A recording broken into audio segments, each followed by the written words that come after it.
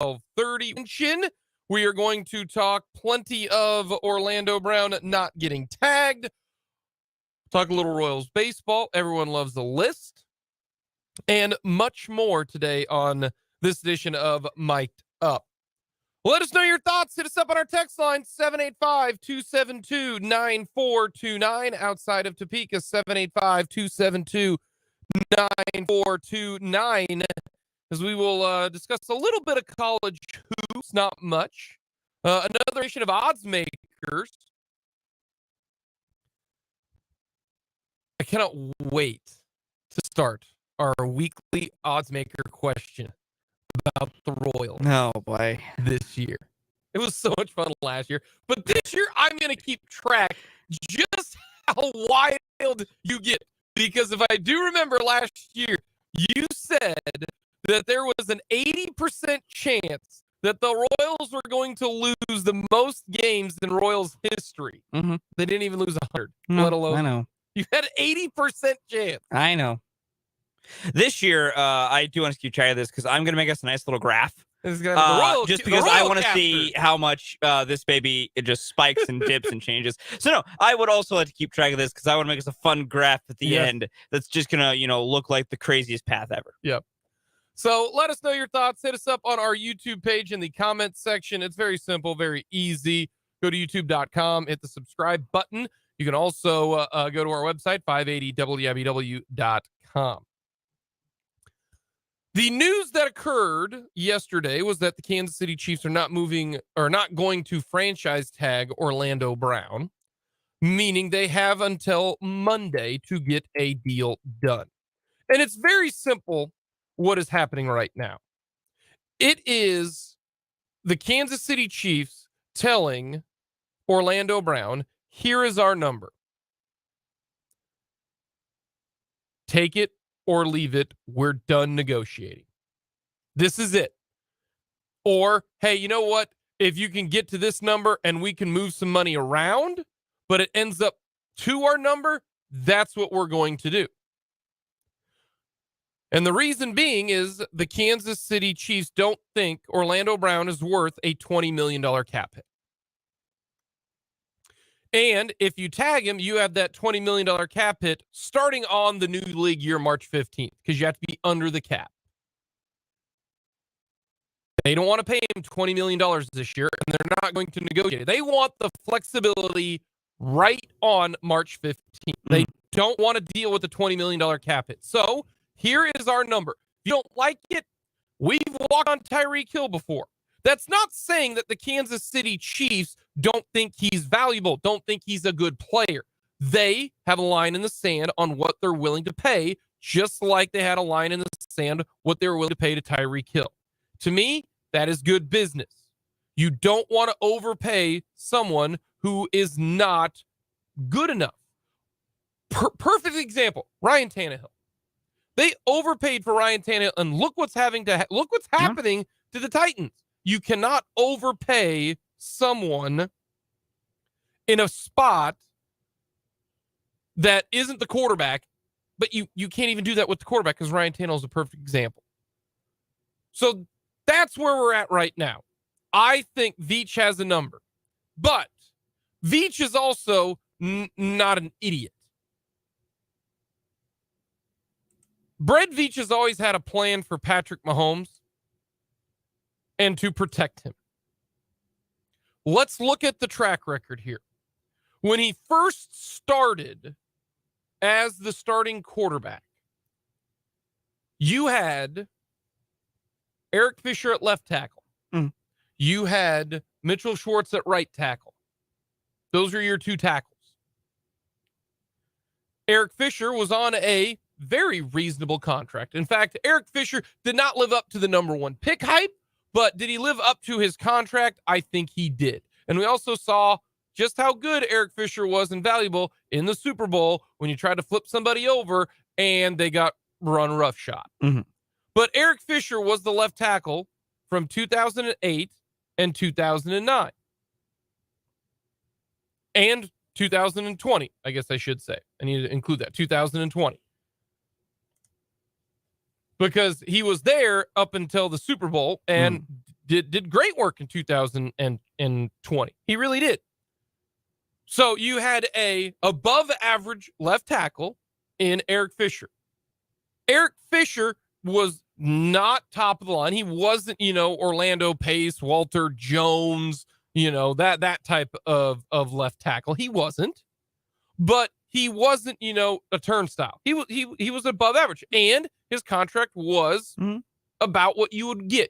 Was he a top 10 left tackle? Yeah, he probably was. He was probably, like 9 or 8, 9 or 10, but he was paid like 8, 9 or 10. He wasn't paid number 1 or number 2 or number 3. Then he tears his Achilles, done for the year. Missed the Super Bowl. What did the Chiefs do then?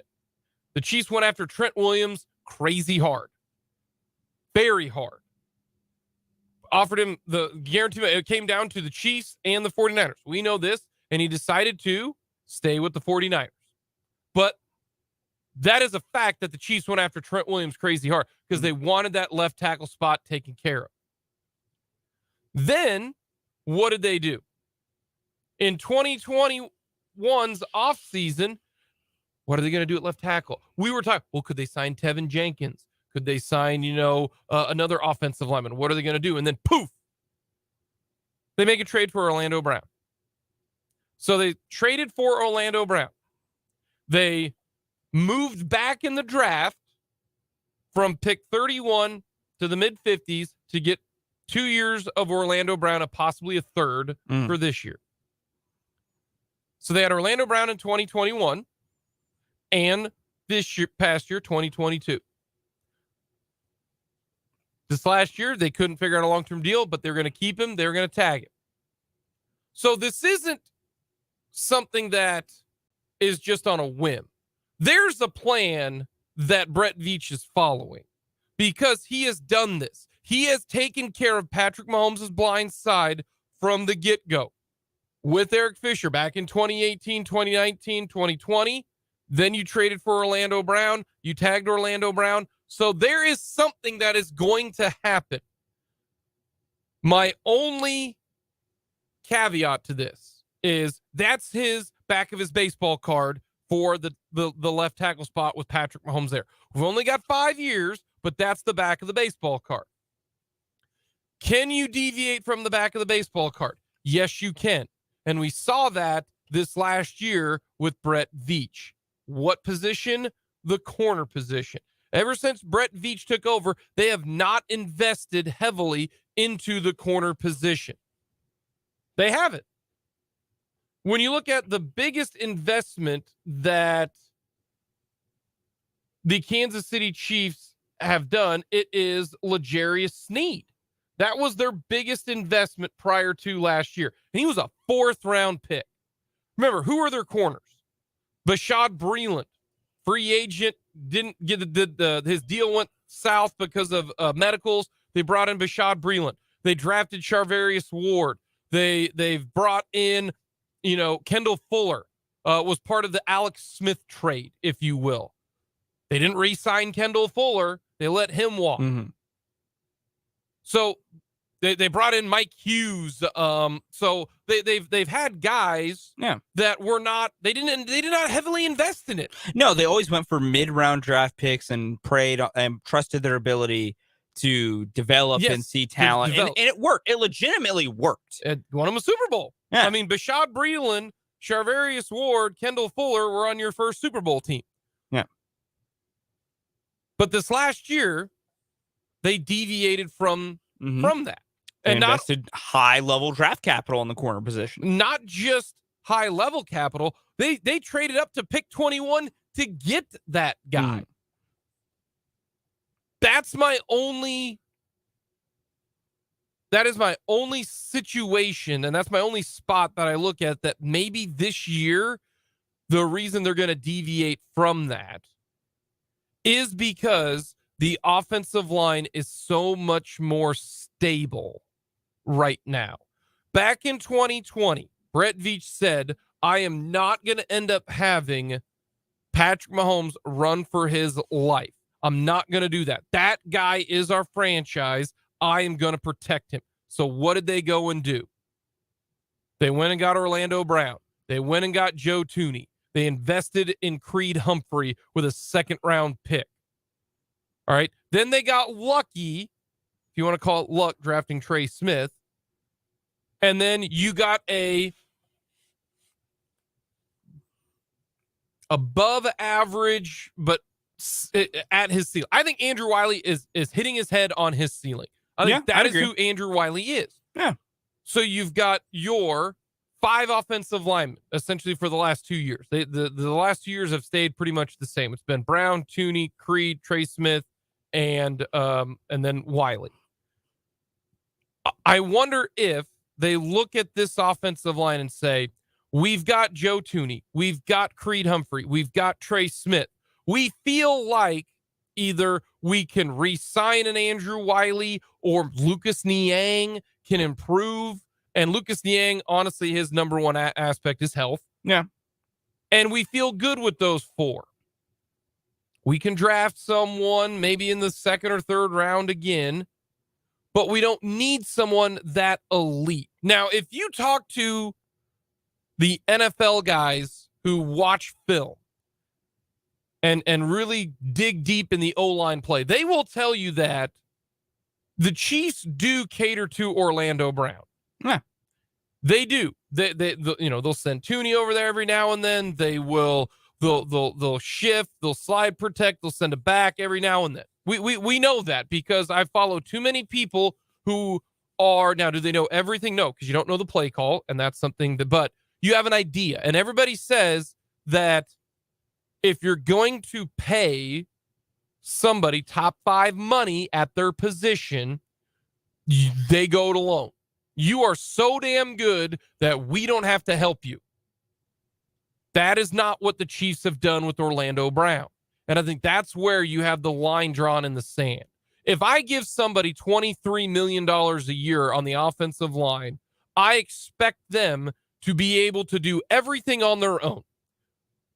Look at Joe Tooney. Joe Tooney's 2nd team All-Pro. Joe Tooney played an entire half a season with a broken hand. Joe Tooney is widely respected as one of the top 3 offensive interior linemen, not just center guards, or not just guards, but centers, guards, everything. And what does he do? He helps a lot on a lot of different situations. And so that's what I expect from Orlando Brown. And I think that's what the Chiefs do. I don't think the Chiefs are going to pay Trent Williams money or David Bakhtiari money or Laramie Tunsil money for guy we have to help out with. That's where I think the line in the sand is. So it's either they go out and they trade for somebody. They're going to say, we are not going to leave Patrick Mahomes on an island like we did in the Super Bowl because that scarred Brett Veach and Andy Reid maybe to death. And their track record, the back of their football card says they're not going to. Above average Eric Fisher, above average Orlando Brown. Rookie left tackle would go against the grain. But they have gone against the grain before at corner. But that's not Patrick Mahomes. So I think there's something in the works.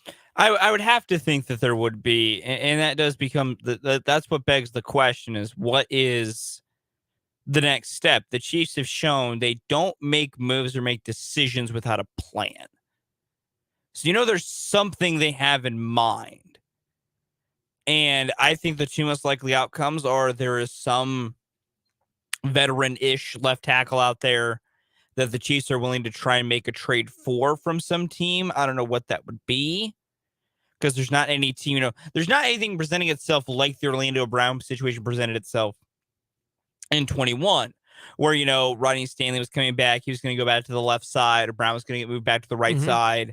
And, he had made it clear he wanted to be left tackle and they needed to make a move. That doesn't exist right now. There's not really an offensive lineman you can just go, well, this team is trying to move their left tackle and this marriage works. Not that we know. Yeah, of. Not that we're aware of. And, of course, that can change as the new league year kicks off, coming up here in, a matter of a little over a week or so. But it's intriguing what they're going to try and do. And if it comes down to if they wanted to draft a tackle, their best move to get someone quality that could be a day one starter is they'd have to trade up. And it's not like last year trading up 8 spots. You'd have to trade up like 15 spots. Like there's 3 maybe day one can start immediately tackles in this draft. I'd say about 3 to 4 maybe. And almost all of them are going to be gone before pick 20 rolls around, more than likely. Yeah, now, the board always changes. You're going to have to get to pick 21 yeah, at the minimum, you got to get to 21, and that's correct. Even probably pushing it, but you never know what the private station. You let the board talk to you. You never know what the board's going to be. You didn't know Trey McDuffie was going to fall where he fell. But even then, let's say you even going to try to get to 21. You're moving up 10 spots. Like, that is a lot of movement to make, and so the Chiefs have the draft capital to do it. They have a lot of extra mid picks. They have even more picks coming, next. Like, they have the capital to make it work. So I don't put it past the Chiefs that they could do that. But that is what is, no matter what, I think it comes down to this. The Chiefs are likely to pursue some sort of aggressive maneuver to fill the hole. And this brings up, you said there's no one that's like an Orlando Brown situation. Maybe the Chiefs are willing to pay big time money for that left tackle spot. Yeah. Laramie Tunsil is going to be a free agent if Houston doesn't tag him next year. Maybe you say, hey, Houston, we'll trade for you for Laramie Tunsil. We'll give Laramie Tunsil a deal because we think Laramie Tunsil is our left tackle for the next 3 years, and we will pay him. Yeah. Maybe you go after somebody like a Taylor Decker of the world, and you say, you know what? We think the Lions Taylor Decker. We'll trade Taylor Decker for you. What do you want for Taylor Decker? Yeah. He's a $19 million cap hit this year. We can restructure his deal. We can give there are ways to do this. There's options. It's just the option to fill it happen. Is likely going to be an aggressive one. What form that aggressiveness takes is the question. But I think some sort of aggressive move is what the Chiefs are going to do. Will they go with the known commodity and Fisher Brown, or will they go the newer commodity? I mean, and so far at tackle, they've gone with known, but maybe they've been changing things up. Maybe you look at it this way and you say, hey, we think Tooney, Creed, Humphrey, Trey Smith, and Andrew Wiley are good enough that we can roll with them and we can have a younger guy there and let him help him. Yes. Coming up, a wide receiver to think of for the Chiefs. We'll get to that next.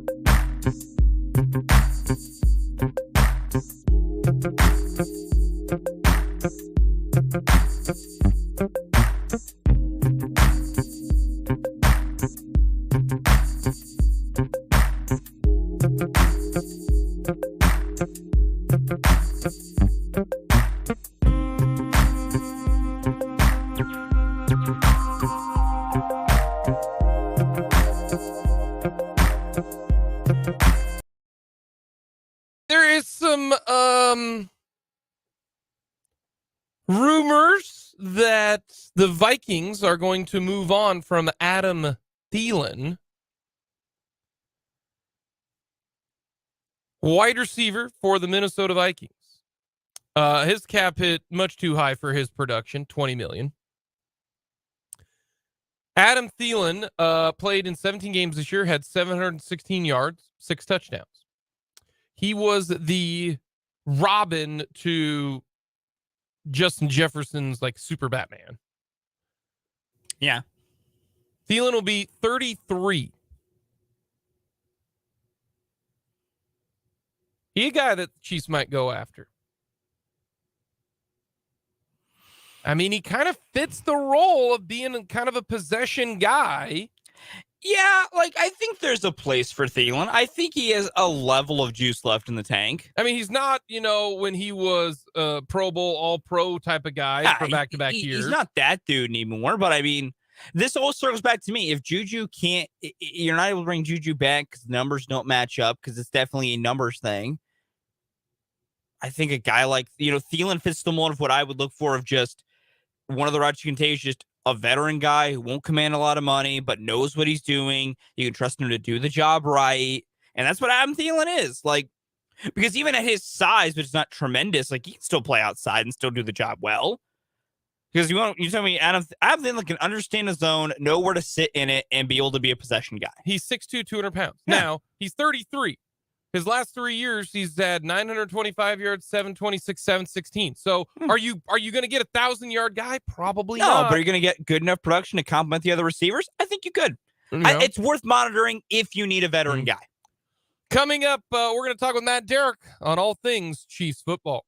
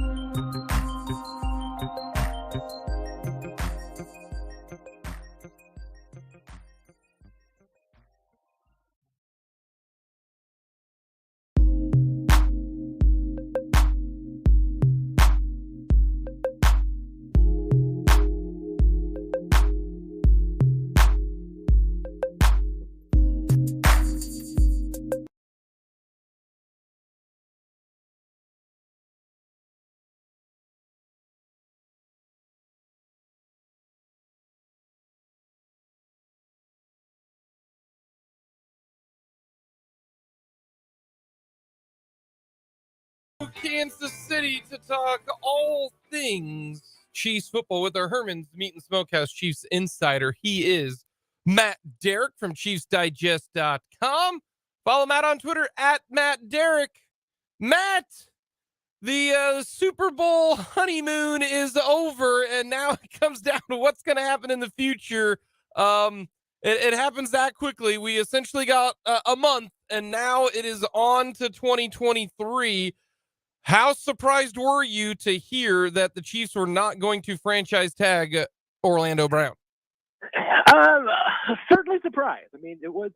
I wasn't completely stunned. I mean, it was certainly within the realm of possibilities, especially after we heard from Brett Veach last week. You know, when he didn't necessarily speak in definitive terms about what they were going to do with Orlando. But the fact that the Chiefs all along considered the option of having him play under a second tag was certainly one of their plans. It wasn't never plan A, but you know, last week when Veach said that they really wanted to get something done long term, I think that was probably the signal that we should have been listening to. This was certainly one of the outcomes. It wasn't what I thought was the most likely outcome, but it was on the board. Is this more you think the Chiefs doing or Orlando Brown's doing? Because to me, Orlando Brown and his agent could look at this situation and go, if we ask for the absolute moon, they are not going to meet our demand. And now I get to what every player wants to do when they're 26, 27 years old, get to free agency. A part of me thinks that this is actually their Orlando Brown's camp. This is what they want. They want to get to free agency where somebody's going to overpay. Do you think it's Orlando Brown's side that really drove it to the Chiefs not doing the franchise tag, or is it the Chiefs saying, yeah, we ain't paying you $20 million to the cap? I mean, I think it's kind of both. I mean, you're right. There's no doubt. I mean, this is, to a degree, maybe the best case scenario for Orlando Brown. Now, we will see, because, you know, sometimes things don't work out the way that you plan as a player and as an agent. And if Orlando and his camp's expectation is by hitting the open market that they're going to hit the jackpot and get the biggest contract for a left tackle in the league, I'm not 100% certain that's going to happen. So there might still be some disappointment on that side, and that could certainly be one of the calculations for the Chiefs, that if they feel like that they're getting to a point where they can't get something done, and they feel like that maybe Orlando and his camp want something that's not out there, maybe they feel like letting them see what the market is in their best interest. But it does feel like that if Orlando does test the market, that he won't be back in Kansas City, because there's certainly a price at which the Chiefs could have made this happen. I mean, that was obviously not going to be priced what they were happy with. So you come back to the stalemate of the franchise tag. And like I said, even though the Chiefs could afford that, they could make that work, and it was always a possibility that they knew was there. I think you see that, I mean, especially now that I go back and really listen to what Brett Veach told us last week. I mean, he said long-term deal is really what they want. And if that's not what they can get done with Orlando Brown, it does hamper with some other things. I mean, having a $20 million cap hit on Orlando Brown this year does impact their ability to work out something with Chris Jones. It impacts their ability to maybe get a long-term deal done with a L'Jarius Sneed or a Willie Gay. So, yeah, I mean, it's a factor in all of that. So now the question is going to be, where do you go next? And I can't rule out that, I mean, the fact that Orlando Brown not coming back to Kansas City, I mean, it's not a 100% done deal. I mean, I could still see that scenario. I think it's much less likely today than it was a couple of days ago, but that could still happen. I just don't think it's probable. Do you think that the Chiefs are willing to pay top 5 left tackle money if they get a top 5 left tackle? I think they would, because we saw, when they were in the market for Orlando Brown, they were willing to make that kind of commitment to Trent Williams. So, yeah, I do think that for the right player that they feel is a top 5 left tackle, they would make that commitment. And, so what's out there? I mean, right now, on free agency, who's going to be available, I'm not sure I can make a case that any one of those players are available. Now, they might become that way. I mean, we'll see what happens in Green Bay once things shake out with Aaron Rodgers. I mean, if Bakhtiari were to hit the market, I'd probably say he's a top 5 left tackle. Is Laramie Tunsil available in the deal? I'd say he's top 5. And I think that there's players like that the Chiefs would be willing to pay more to. So I can't rule out that they would pay a left tackle, and they may end up paying. Brett Veach has a plan here, right? Because we went through the history of Mahomes at left tackle. You had Eric Fisher, above average left tackle, not top 5 left tackle. You had Orlando Brown, above average tackle, not top 5 left tackle. So history says that he's going to protect the blind side of Patrick Mahomes. But I look at it as, if the rest of the offensive line with Tooney, Creed, Trey Smith, and then either you have Lucas Niang or bring back Andrew Wiley, do they go, hey, we've got 4 really good guys, we feel good about those, maybe this is where he bucks the trend and goes and does a young player in this situation? Yeah, and that's what we really don't have a good grasp yet on is, what's kind of going on in the minds of Brett Veach and his lieutenants there in the front office, what their discussions are as far as, free agency, the draft. I mean, could it be that there's a player that they like, that they envision, they say, hey, this could be a guy that can play left tackle for us in this draft and play right now? I mean, it's hard to bank on that 31, but it's a possibility. I mean, is it, hey, there's a free agent that we can sign to come in and be the stopgap? I mean, a guy like Taylor Lewan would be that kind of player to me, that maybe come in and play left tackle for you for a year. Maybe he wants to come and get a ring. He's getting older. He's been banged up. I mean, I know he's been talking about retirement too. So I don't know how much faith I have in that. But, if you're able to get a short-term solution, you draft a guy that can play a year at right, that takes care of 2 problems. So, yeah, I mean, I do think there's a lot of options. I have to think that they have a long-term plan. I mean, even though they haven't told us yet, Brett Veach generally doesn't do things without a plan. So I don't think that he's making this decision and this move without feeling like that he has got it, if not plan B, then at least a backup plan C that he feels comfortable with. Do you think the whole entire goal for this, for Brett Veach, is to get 80% of the player of Orlando Brown for a third of the price? That's a good question. I mean, and honestly, I think his hope would be, maybe to get maybe even 100% of Orlando Brown as a player at 90% of the price. I mean, I think he's willing to pay a left tackle, but once again, I mean, I think he'd like to pay a left tackle on a long-term deal. Paying one that you're going to have a $20 million cap hit this year, and then we have the prospect of having to go through all of this again next year. I mean, $20 million on the cap this year for Orlando Brown really precludes you from doing some other things. I mean, and this, along with the Frank Clark, decision, I mean, those are 2 big dominoes. And I do think it's a little bit interesting going back again to what Brett Veach told us last week. I mean, all the indications that he gave us was that Orlando Brown was the first domino that they had to decide on. And, so to me, that probably in retrospect probably should have told us that either long-term deal or bust was the most likely outcome for Orlando. We're talking with Matt Derrick. It is our Herman's Meat and Smokehouse Chiefs Insider. We talk with Matt every Tuesday at 12:30 here on Mic'd Up. And You can follow Matt on Twitter at Matt, DerrickChiefsDigest.com is who he writes for. You mentioned Frank Clark.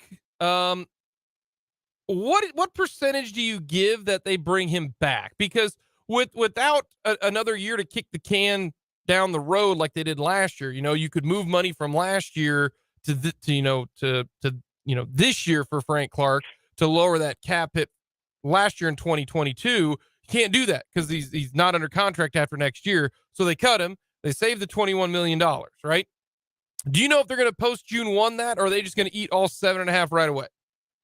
Actually, the way that is structured is that it all has to come this year. Okay. Because it's all, there's nothing that with it that's due on multiple years or anything of that nature. So yeah, when they cut him, they can't make him a post June 1 cut. It can only be an immediate cut. Okay. So $7.5 million dead cap here, which is not crazy bad, even though the Chiefs have been really good at not having huge dead cap numbers. What percentage do they think do they bring him back with? I mean, I think I was putting it at maybe 75%, and I could have gone higher than that. I don't remember, even as of last week. So I've been quoted as saying 80 or 90. I wouldn't be surprised at myself. I thought it was pretty definite. Now, I mean, it's lower. I mean, because if he hits them open market, there's going to, I think, at least a couple of offers. So I think it's, I think the plurality, I would still probably say the Chiefs, but I don't think it's a 50% chance anymore. I'd say maybe 40%. I think the biggest things that the Chiefs have going for them with Frank Clark is that I think he wants to be here. He's comfortable here. His relationship with Andy Reid, all those intangibles, everything is going to be in the Chiefs' favor except money. I think they're willing to make an investment. I mean, obviously they guaranteed Frank like $8.3 million last year, and he made close to 12 bonuses. I think some team would be willing to give him that deal again. I'm not sure the Chiefs want to match it. I think they'd like a little bit more of a hometown discount. So the first step is Orlando Brown trying to figure out what's going to happen there. Chris Jones, do you think they're trying to get a deal done with Chris Jones, or it's more of a, hey, let's wait and see? Yeah, so this definitely even stood out to me last week at the Combine when we talked to Brad Beach. With Orlando Brown, it was, hey, the franchise tag's an option. With Frank Clark, we'll see. He was much more definitive with Chris Jones, rather, just saying, we're hopeful we can get something done. It makes sense for us. It makes sense for Chris. That was the kind of language he was using. So it was much more, I thought, declarative than with those other two guys. It's pretty clear. I think the Chiefs want to keep Chris Jones. And if Chris's demands are reasonable, I mean, as long as he's not wanting to be paid more than Aaron Donald, which is, I don't think, in the Chiefs' budget, if he still wants to be the second highest paid defensive tackle in the league, and assuming the market does not change dramatically, then I think they got a chance to get that done. And that's one of those things. I mean, with his cap number this year is like $28 million, around that ballpark. That's a big cap number. So again, you can bring that down significantly. You could still pay Chris in future years. And so you can solve some short-term and long-term problems there. I mean, your real question is just going to be, how long and how firm of a commitment do you feel like you can make to Chris Jones? If they feel like Chris can still be the player that he has been for the next 3 years, there's really no reason whatsoever not to give him a deal that would pay him close to Aaron Donald money, but not necessarily Aaron Donald money. Do you think the Chiefs are willing to change their philosophy on players in their 30s and giving long-term contracts with Chris Jones? Yeah, I think they are to a degree in the sense that I think they're always going to be willing to pay players in their 30 that they feel are superstar caliber, Pro Bowl caliber players. I mean, obviously they're going to be paying Patrick Mahomes for as long as they can keep him. I think they would even pay guys like Joe Tooney in their 30s to keep him. I mean, early 30s. It depends on the player and the position, but yeah, Chris, I think, is one of those guys. And he's at a point right now where you could, conceivably keep him for, 29, 30, 31. I mean, again, I have some concerns just because more of the injury history and how players hold up. It has none of my concerns would have anything to do with Chris' personality as a player, as a teammate, work ethic, any of those things. I think he has cleared all those bars a long time ago. It's just, can he hold up? And because at his elite level that he's playing at, that's rare breed. I mean, this isn't just your normal guy entering his 30s. I mean, this is a Pro Bowl All-Pro guy entering his 30s. Let's go to the wide receiver spot. Do you think they're trying to bring back Juju? All indications I get are that they are. I don't get the sense that, and haven't heard anything as far as them considering, franchise or transition tag or anything like that on Juju. I mean, I think I might consider it, even though that transition number is still like 18 million. That's a big number. Mm-hmm. But no, I mean, I that certainly seems to be one of the guys that they would like to really try to keep. But again, it's going to be, what does Juju want? And he's still a young guy. He's got a ring now. So if he's looking for long-term security, it's the same thing with Orlando. I mean, they can't make Juju one of the highest paid players in the league. That's just not in the budget. But if he's willing to come back on, a more mid-level deal, I think the Chiefs would absolutely love to get that done. Do you think guys like Bud Dupree or Adam Thielen could be matches for the Kansas City Chiefs? Dupree got cut. He can go anywhere. Same thing with Thielen. They're older guys. They're not going to be starters. Now Thielen, might be, but the way that the Chiefs use their wide receivers, I think it's a little different. Like Dupree, you've got, George Karlaftis, you still got Mike Dana, you've got Chris Jones. Maybe that becomes your Carlos Dunlap acquisition. Do you think somebody like that, an aging veteran, will end up playing for the Chiefs? It's distinctly possible, because I think those are the best guys to probably bring into an Andy Reid offense. Banking on rookies unless they are elite caliber. Once again, we're talking Deshaun Jackson, Jeremy Maclin. I mean, those are the guys that can come in and make impacts as a rookie. So you're talking about high level type draft picks. I mean, that's who can make an impact as a rookie. Otherwise, you need to bank on guys who do have NFL experience, and especially if you can find players that have some West Coast experience. I think that helps as well. If they've come from an Andy Reid offense, have been with an Andy Reid assistant, I think helps. So you'd certainly look for some players like that. But in the last 24 hours, I think I can safely say that I imagine I have seen the Chiefs associated with pretty much every free agent wide receiver, every guy that's potentially on the trade market or the cut market. And honestly, the Chiefs will probably vet every single one of them. So to a degree, they'll probably will be interested in anybody that's available. I mean, that's just the due diligence that they do. And the speculation that every wide receiver in the NFL wants to play for the Chiefs. I can't see why not. But I do think a veteran that's at least has something left in the tank. I mean, I wouldn't be looking at the guys in their 30s, but certainly some guys that just need a change of pace. I'd be interested in seeing what they got. Let's go with current Chiefs: Derrick Nnadi, Colin Saunders, Juan Thornhill. Do you think they bring back any of those? Those, I think, are all going to be tougher. I mean, Andrew Wiley. I forgot about Andrew Wiley. Yeah, throw in Andrew Wiley. And oddly enough, I might say that I think Wiley might be the one that they have the best option to keep. I mean, I think it certainly would be costly. I think he will get some offers to start at right tackle around the league, and he certainly would prefer a long-term contract. So it's really just, once again, it's going to come down to what kind of commitment can the club meet. But the buzz I'm getting is there's going to be a lot of interest in Juan Thornhill. Seems like there's going to be a lot of interest in Mecole Hardman.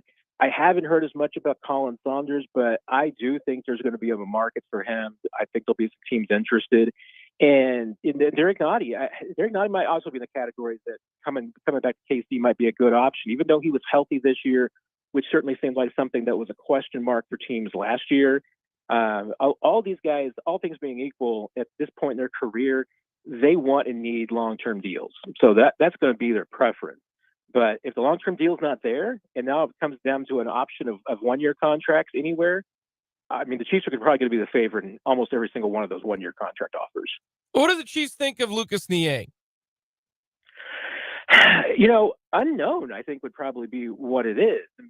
Brett Veach told us last week that right now, as far as if they had to go play a game tomorrow, Lucas Niang would probably be their right tackle, the next guy up there. But because he hasn't played really a snap since the knee injury, they don't know where he's at. And then you throw in the COVID year that he sat out, it is kind of an unknown about what kind of a player he is and what he's got. So, right now they would pencil him in as the right tackle. but not a guarantee. And because I don't think they're going to know what they've got in Lucas Niang. If not, even in OTAs, I mean, I think you may have to go into August before you really truly know, where he is in his development and his recovery from the knee. I guess I have to ask too. Maybe they think Prince Tego Winogo is the guy. I mean, you start going down the candidates for tackle, and I wouldn't rule out Derrick Kennard either. I mean, even though I get the sense that they would like to groom him as at least a utility guy who could eventually maybe play in the interior, he's an option as well. I mean, he was obviously a very successful college tackle, and I can't rule out that the Chiefs are going into this whole thing with Plan B being, hey, if we had to go into a season with Joe Thuney as the left tackle, it wouldn't be the worst thing in the world. There's a lot of options that they've got. I mean, I don't know how many of those are their preferred option. I think they would rather bring some guys in on the outside, but there's a lot of choices. I mean, and hey, Prince Teg is in there. I mean, I think we've gone out down all the guys that could possibly play tackle. All righty, last two questions I got for you. Yesterday was National Oreo Day. Ooh, all right, I missed that. Dang. You're going down the cookie aisle in the grocery store. I'm not talking homemade. I want store-bought. So we're not in the bakery where you can get, homemade cookies. You're going down the store cookie aisle. What cookie are you getting? You get any choice of cookie. I think I'm going to have to go with the last one that I bought because when I was in Arizona, I thought, you know what? I need some snacks around the Airbnb just in case I get a little hungry. So, I went to the grocery store, went to Target rather, get some water, everything. And what did I grab? I grabbed the Oreos with the peanut butter filling. Oreos peanut butter filling? I've never had those. Oh, if you have not had those are a treat. Really? Number 2 would be like EL fudge. Those are really good too. Okay. And obviously, hey, the Girl Scout peanut butter cookie is really good, but that Oreo with the peanut butter filling, that's number 1 with the bullet for me. All right, and give me a date here. All right. What is the date that the Chiefs will announce what they're going to do for their future, whether it's Arrowhead, they're at the Truman Complex, or are they moving somewhere else around Kansas City? What's the date? Oh, the date, man. I think it'll be a while. So I am going to say, let's see. You can just give me the year too. The year's fine as well. I'm going to go March 2027. Oh, we got a ways then. All right, okay. At that point, you'll have 4 years to get it done. One way or the other. Could be sooner, but I think they will probably wait until after everything with the World Cup is done because they're going to do a lot to Arrowhead for the World Cup. And, so I think it'd be hard to, put, a few, tens of millions, if not 100 million into Arrowhead fixing it for the Cup and then turn around, try and build a brand new $1 billion stadium. That's a good point. I never thought of that. That's a good point. Fulton, you and I are both nodding our head going, yeah, that's a really good point. That's why we have you on, Matt, because you're smart and we're not. Matt, thank you so much, my friend. We appreciate it. Have yourself a great rest of the week. Always a blast, guys. Take care, everybody. I'm not going to lie to you. That never even occurred to me. That's so right. They're not going to do anything until after the World Cup. Yeah, it's so something smart. that now that it's been said makes a lot more sense. But until Matt says oh yeah, that's probably true. Yeah. Coming up, we'll talk a little Royals. Everyone loves the list here on Mic'd Up.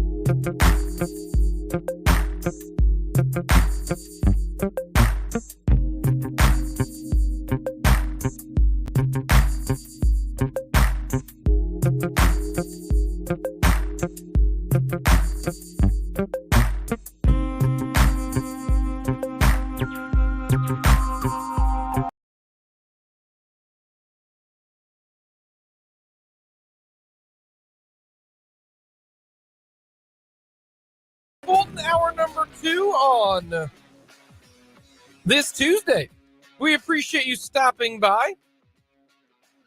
Let us know your thoughts on our text line, 785-272-9429. Outside of Topeka, 785-272-9429. Let us know your thoughts as we gear up for the Big 12 tournament, state tournament action, NCAA tournament. A lot of tournament action going on here basketball-wise. Check us out on YouTube. Also follow us along on our website, 580wibw.com. Very simple, very easy. We got Everyone Loves the List today. Today, it is Alexander Graham Bell Day. I don't know if you know this, Fulton, but he invented the telephone. I did know that. Did you know, Jake, what he actually recommended or what he thought we should say instead of hello on the phone? Or what he said when people should answer the phone, what they thought in the 1800s? It should have been yellow, like how middle-aged men do it who think they're funny. Incorrect, but still a good guess. Go for Jake. No. Ahoy. Ahoy. Ahoy. That's what you said for ships passing each other and gear each other. Ahoy. Ahoy. Mm-hmm. It's a real fact. Alexander Graham Bell thought when he answered the phone, he just said ahoy. You're not on the water, though.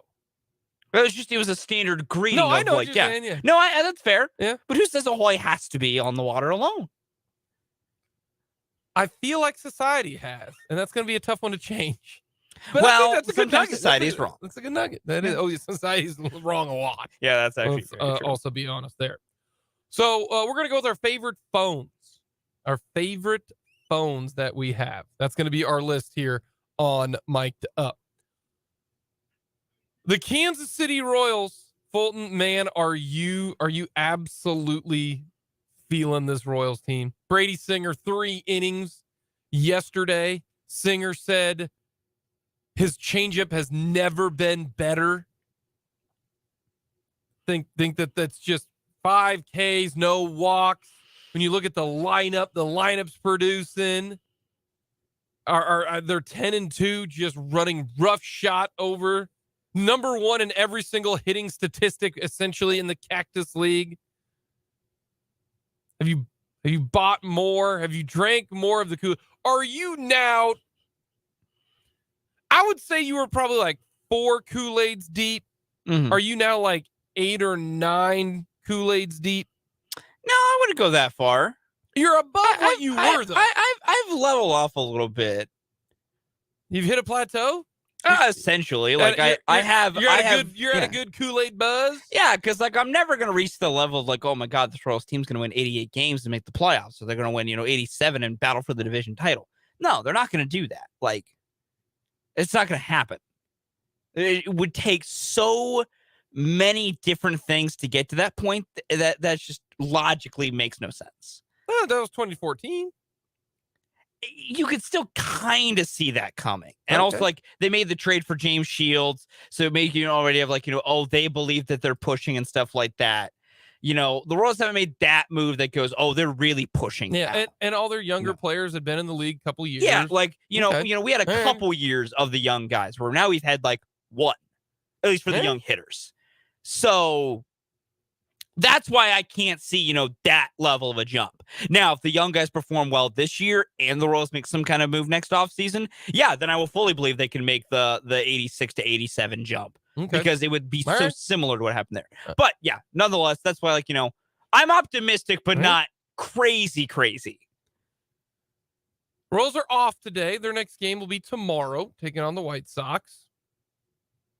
And with this off day, a lot of people are gearing up for the start. I mean, we're 3 weeks away from the start of the season. I mean, 23 days. 3 weeks away. We are going to be approaching very, very quickly 3 weeks away from Thursday is opening day at the K against the Twins. USA Today and all of their baseball writers put together their aggregate win totals for all major league teams. And this is what they have to say first about the AL Central. Are the Guardians quietly becoming and building a post-Lindor mini dynasty? Seems like it, as they embark on a 2-year window in which Shane Bieber will still be their front rotation.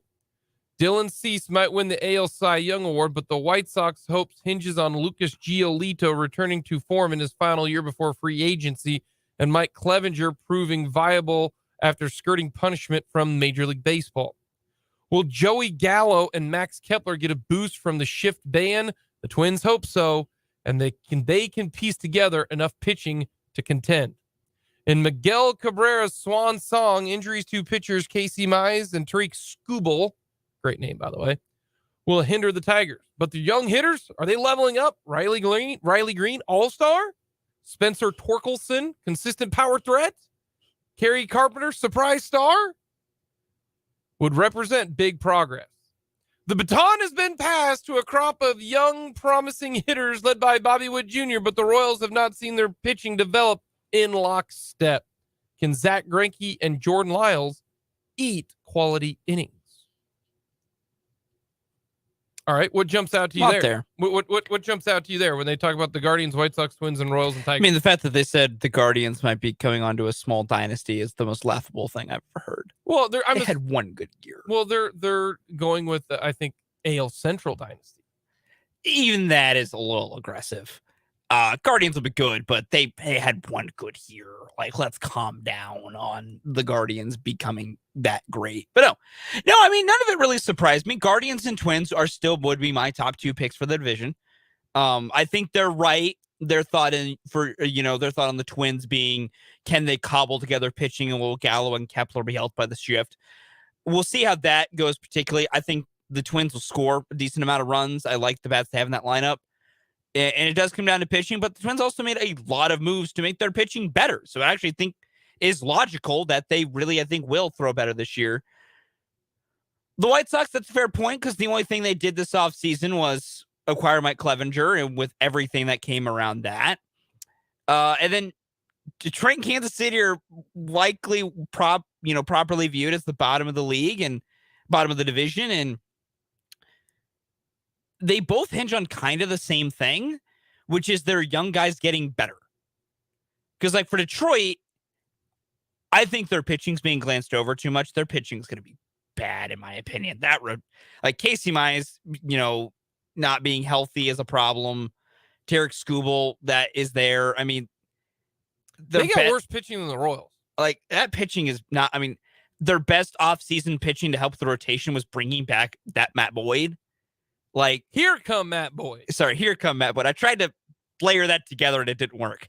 So, like, that's my thing on the Tigers, but I think they are correct. If they want to be better, Riley Green and Spencer Torkelson have to continue to be good, which in Spencer Torkelson's case, he needs to become good, period.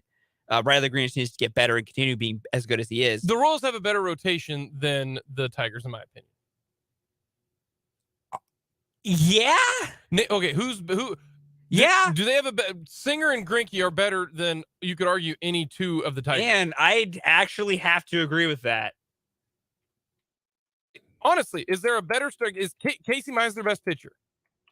Probably. I'm about to pull good. Up the Tigers rotation just to make sure there's no one I'm glancing over. Yes.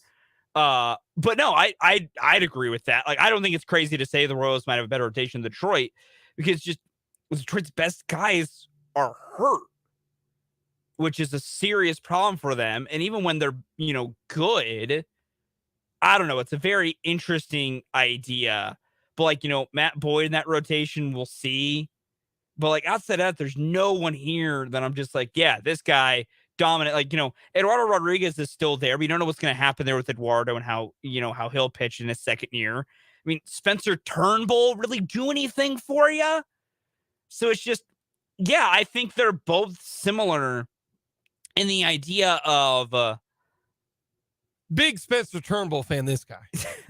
So it's just like I don't know. Breakout star. I don't think it's crazy to say the Royals might have a better rotation than the Tigers. No, because don't say I don't think it's crazy. It's not, because they do. Yeah, because Zach Greinke is better than any hurdler they have. Exactly.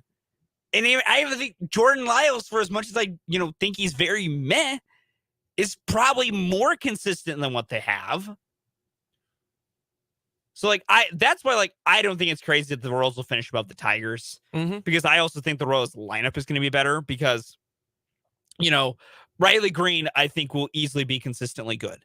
Spencer Torkelson, man, did not look good last year after a semi-decent start. I don't know how that's going to go.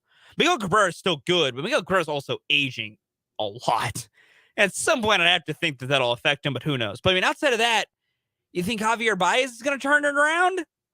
His first year in Detroit wasn't good, and the problem with him is he swings at everything. All right, so with that breakdown, USA Today put together their list of wins for every team. They've got the Kansas City Royals having the second fewest wins in the American League. They've got the good old, for now, Oakland A's at 58 and 104. They're going to be so bad. They got Houston at 98 wins, New York 95. They got Toronto at 92. They have Kansas City winning 65 games. So they have got the Royals going 65 and 97. They've got the Detroit Tigers at 70 and 92, 5 games better than the Royals.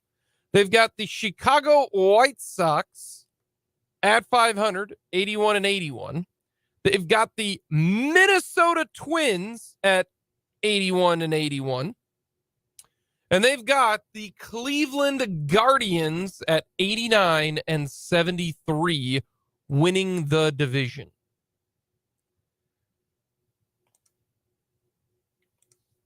First of all, this absolutely pains me that the Royals cannot put together a winning product when the best team in the division is 89 wins. Is 80 freaking 9 wins. Yep. And we're talking Cleveland is one injury away from winning 79 games. Yeah, I will agree with that. It's frustrating a team is not being able to compete in a very bad division. I completely agree on that. I mean, that's terrible. Yeah. That's awful. That frustrates me to no end. Yeah. 65 and 97. I would like to think the Royals can win 70. The number is in the sevens. Yeah. If you get 65 this year, cheapers. Come on. And that's been my thing, because a lot of these projections have the Royals in kind of the mid 60s for win totals. I think their, official over-under when it came out was 68 and a half. I really think this team get in the 70s. And I get why the projections are low. I get it. I understand it. You're relying on young hitters to take step forwards. Sophomore slumps are a real thing. There's no guarantee that Bobby and Vinny and MJ and Massey and all those guys will take their steps forward at the plate. I understand that. And I understand that, the Royals rotation is going to be comprised of all the 2018 guys who have all flamed out thus far. I understand, because projections are based on metrics. Projections can only do so much to take into account the variables that change up where guys go from year to year. They can only do so much. And projections also rely so heavily on prior data. So the problem with that is, it's the problem I've said the entire time, is really trying to identify what this Royals team is going to be. I don't think the prior data on this team can be trusted as much. Now, is part of it important and does tell you something? Of course. It matters that Daniel Lynch has been bad at the big league level. It matters that Chris Bubich, the past few years, has been bad at the big league level. It matters that Brad Keller, since the COVID season of 2020, can't seem to figure it out anymore. All of that matters. But what also matters is they're under entirely new pitching instruction. They have changed everything they've been doing in this entire spring. Like, that's why I think they can finish in the 70s when it comes to wins. They're not going to compete for a division title, which stinks, especially in a bad division. It is annoying. But I think this team can finish not in last, which is that a really, really sad hurdle to have? Yes. But is that the logical hurdle with the Royals are presented, which is just, can you not be the worst? Don't suck. Yeah, like, yes, the bar is on the floor with don't be 31st. Don't be 32nd in things. But the fact of the matter is, that's where their bar is, and they need to clear that bar. And I think they can clear that bar. What do they say in the huddle? 1, 2, 3, don't suck. Like, that's what it is. It's strange, and I get that that is a very, very, very sad thing to have to be your team's goal. But you have to make that, like I said, projections are based upon past results. The Royals' expectations have to be based on past results. We can't all of a sudden change the bar to, oh, we're disappointed because they didn't win 78 games this year. Well, if that was your bar, they were never going to clear it. The bar needs to be, can they win 70? Can they not be dead last? Can they be competitive against most teams? That's the bar. Right now, the Royals have the 5th worst record projected by USA Today. Oakland, in fact, does not have the worst. That's the Nationals. They're going to be really bad. They're 57. Oakland's 58. Pittsburgh is 64, along with Cincinnati. And then you got the Royals at 65. I mean, the Rockies even have a better record. Dan, if you're listening, if your Rockies end up with a better record than the Royals, Fulton is I'm not going to say anything bad about Dan's Rockies. No. He even says they suck. I know, which is the best part of that. I actually feel bad what I just did. If we don't have a better record than Pittsburgh or Washington or Oakland or Cincinnati or Colorado, you think I am not excited for this year? Yeah. For next year? I know. You within your rights. Be well within your rights. Well, I am within my rights to not be excited this year. Yeah. Thank you. Thank you. Coming up next, everyone loves a list. Alexander Graham Bell day today. We're going to go with best phones. Cell phone, landline, whatever. Best phones coming up.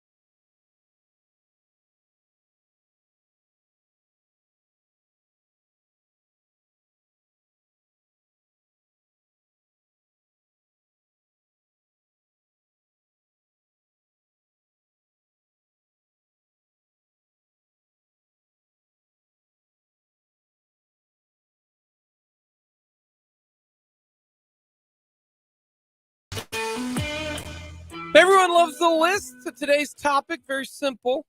Favorite phones. Favorite phones. It could be the old school bag phone. My dad had a bag phone when we were in high school. That's amazing. And yeah, because we knew he was on the road all the time. And someone, he found one. The bag phone had an antenna and everything on it, man. Old school. That's awesome. The bag phone.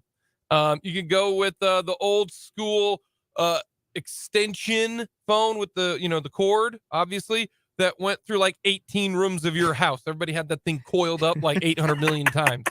Amazing stuff here. Yeah, you might not have had that because you're young. We didn't have one that was a big extension thing. Oh, we yeah, had we a did. few landline phones in the Yeah, house. we definitely I know did. those. Alrighty, so what do you got? Number 4. Number 4 for me, I'm going to be going to memory lane with some good old phones that I enjoyed when I had. Some of these I had growing up. There's my family. There was the good old Nokia 6300. It was a fancy little thin one that had the nice little keyboard and a big screen to it. One of my first phones as a kid. Okay. It seemed neat. I felt futuristic. Number 4, the clear see-through landline phone. Every teenage girl had this phone that if you are upper 30s, lower 40s, every teenage girl had the clear see-through phone where you can see all the and they used all like colors and everything like that. Oh, yeah. Number 3, a phone that has been lost to time, but I don't think it should have been because it was very inventive for its time. The Samsung Juke. That thin thing that spun out like a switchblade to open it. I loved that thing. We need to remember it more. Number 3 for me, old school, man. This is what everybody had in high school. The Nokia brick cell phone. Yep. It had Snake on it. And gosh, that thing would go up in a tornado, fall down, and be ready to go. They don't make phones that sturdy anymore. They don't make them like they used to anymore at all, period. Number 2 for me, the legendary BlackBerry. It has to be brought up on a list like this. The thing had a stranglehold over business culture for like years. Yeah, it did. And then it didn't evolve. And then it died. Number 2 for me, the Motorola Razr. Everybody loved that. You could throw that thing like a Chinese star, man. The Motorola Razr, number 2 for me. Number 1 for me is the Razr. Most iconic phone not named an iPhone of all time, in my opinion. There is one more iconic, man. Okay. It was the T-Mobile Sidekick, man. Yep. Okay, fair. You got me. Sidekick. I didn't have one of those, but the Sidekick was, girlfriend at the time had one. I'm not gonna lie to you, she was cooler in my book because she had the Sidekick. She turned out to be crazy. Coming up next, we're going to talk with Dan Lucero on all things Chiefs.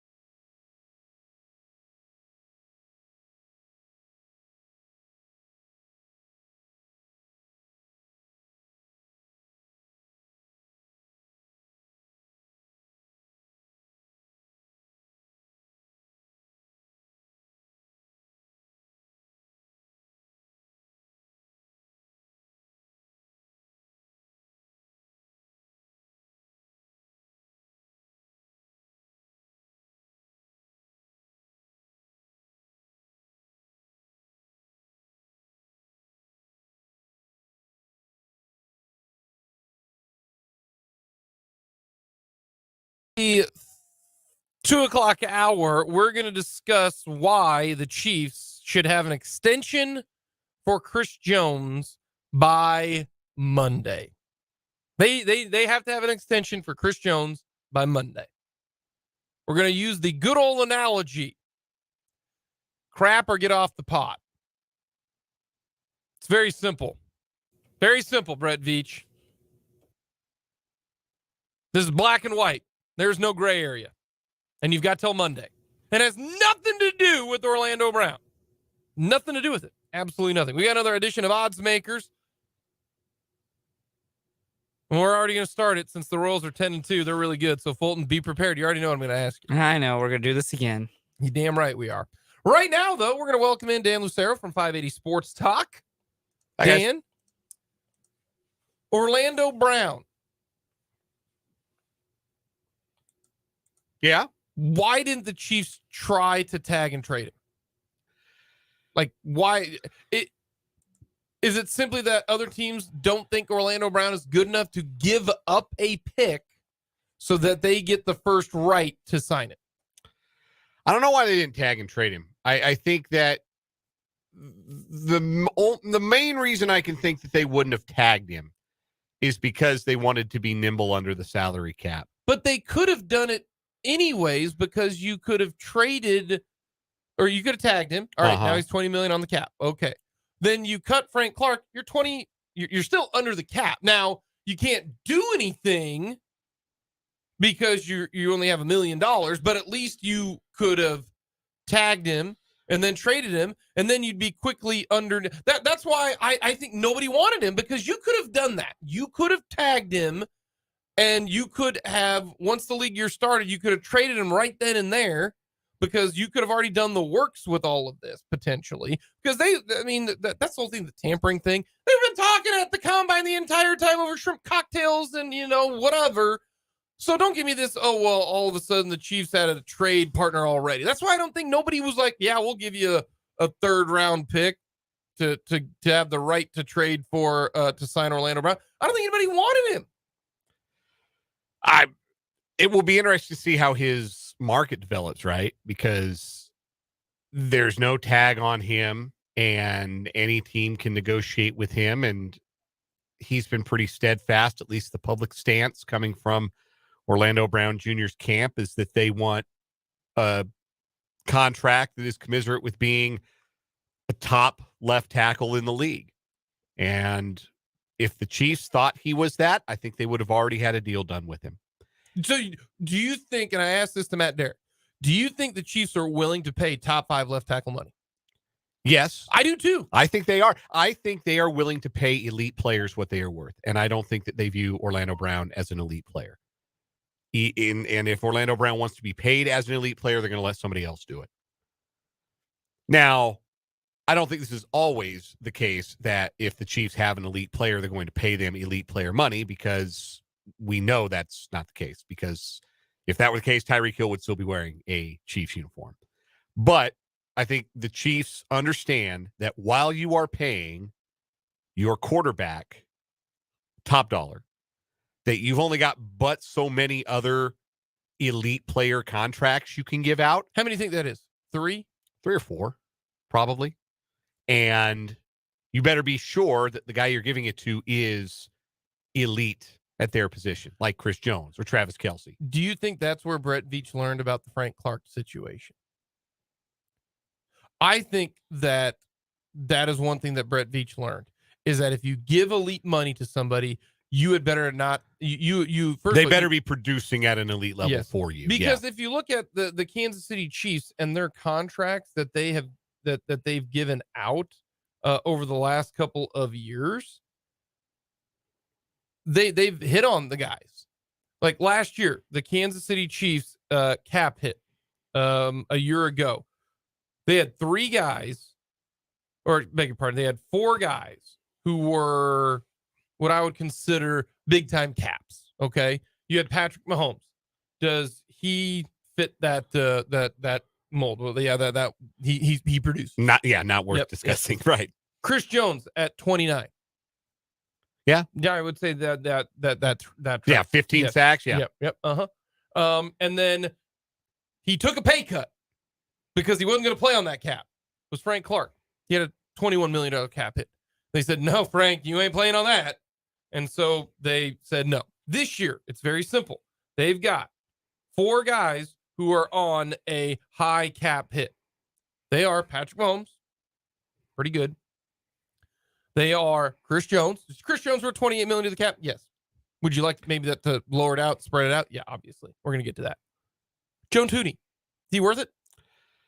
At left guard? I think he is to this team. I think he is too. Yeah, I think he is. I think he's one of the 3 best players in the league at his position. That's it. That's their $20 million cap hit. So when you say you can pay 4 or 5 guys, I don't think you can. I think if you have the guy and it's already a 40, because his cap hit this year is $49 million. And what was it? You can spend essentially 3 guys, big numbers. That's it. Because what is it? Mahomes he was 17% of the team's cap. Largest of all time to win a Super Bowl. For a Super Bowl winner, right. So yeah, you have to be really judicious about who you're giving elite money to. And if the Chiefs looked at Orlando Brown and said, look, this is a really good player, but this is not an elite player. This is a top 10 player at this position, but it's not a top 5 player at this position. And we can't afford to pay him like a top 5 player if he's just a top 10 player. The Chiefs pay top 3 players, to me, over $20 million in the cap. Mahomes, Jones, and Tooney. Now, you can extend Jones. We're going to talk about that. And you can drop that down to like $13 million. And then you can pay Orlando Brown. But then Jones doesn't become a big-time cap hit. He becomes a middle-of-the-road cap hit. Like, still the best bargain in all of football is Travis Kelce. Right. Like, elite tight end. Yeah. $14 million for that's incredible. So that's why I look at it still blows my mind. And you, Fulton, you have talked about this. What are the Bengals doing? We're not getting rid of T. Higgins. Oh, you're going to pay T. Higgins and Jamar Chase. So you're going to have your 3 big, gigantic cap hits all on the same side of the ball. Let me know how that's going to work out. Yeah, you better crush the draft, because that's the other thing with the Chiefs, right? The Chiefs can look at what they've done in the draft since Brett Veach has taken over and say, we have the utmost confidence that we can find diamonds in the rough. We can find mid-round starters. We can find Pro Bowl caliber players in the late rounds, like a Trey Smith in the 5th round. We can build over the course of all 7 rounds of the draft. The Bengals can't say that. The Bengals drafted guys we all watched on TV and knew were good, right? Like, yeah, like they haven't been tested yet with the how do you do drafting at the back end of the draft. The Bengals did what any of us could have done. You, me, Fulton, any of us could have done, just sitting on our couch on Saturday and go, boy, that Jamar Chase is pretty awesome. It'd be great to have him. That's a pretty good football player. Hey, man, this T. Higgins, he can go get it. It'd be great to have him if he's available. Hey, Joe Burrow, number 1. That Joe Burrow can really throw a football now, can't Number he? 1 pick. I'll go take the guy who quarterback maybe the best offense in the history of college football. Yeah, I use this analogy when we were talking about their salary cap presently. But even when it comes to just the draft, they have been playing the game on easy. They turned on Madden and they selected easy mode on the franchise. And they went to a Super Bowl, and they went to the AFC Championship game afterwards, and they are set to be good for a while. As long as Joe Burrow's their quarterback, they're going to be a team where you look at them and say, oh, boy, it's going to take a pretty good game to beat these Cincinnati Bengals. But now they got to do it on hard, because eventually they're going to have to pay Burrow, and they got to figure out which of those skill guys are going to play, and they're still going to need something on defense. Jesse Bates ain't coming back. Are they going to keep the rest of that defense together? Are they going to be able to keep Sam Hubbard long-term? What about Von Bell? What about some of those cornerbacks that they really like? So that's playing the game on hard mode. That's the Chiefs' advantage. They've already been on hard mode, but they understand one of the ways you beat the game on hard mode, crush day 2 and day 3 of the NFL draft. And they should have confidence, and Chiefs fans should have confidence in this organization's ability to do just that. Do you think Brett Veach has contingency plan 1, contingency plan 2? I think he does. I think right now, because the back of the baseball card says we had Eric Fisher above left tackle for 3 years. Orlando Brown above left tackle for 2 years. Now to be determined. They went out and they tried to get Trent Williams. I think, and in fact, who's the tackle who just got cut? Donovan Smith? Yeah, Donovan Smith. Go after Donovan Smith. If you think Donovan Smith is your left tackle of the future, pay him. For those of you who don't know, Donovan Smith was the left tackle for the Tampa Bay Buccaneers. He got cut today. He's the guy that you could go out and get. Yeah. If you think Donovan Smith is above average, but not elite, and you can get him at that middle of the road money, go after Donovan Smith. I would be perfectly happy with Donovan Smith at the left tackle for however long if it's the middle of the road. Donovan Smith, ready, Fulton, fits the perfect T. 80% of Orlando Brown for a third of the price. I think they'd be willing to do that when you've got Joe Thuney, Creed Humphrey, Trey Smith, and then Andrew Wiley or Lucas Niang. That, to me, is an offensive line. And you got a veteran, and then go out and draft one. We know that the Chiefs go for the future. We know that because the day they drafted Patrick Mahomes is the day they started the contract extension. So we know that Brant Tillis and all these guys are going into the future. Draft your left tackle, and hopefully you don't miss like they missed on Niang, because Niang is the whole future. He was the guy that was going to take that left tackle spot, but he can't. He's hurt all the damn time, and so he's not going to make it. So that would be something that I would do. There's a plan. Brett Veach has it.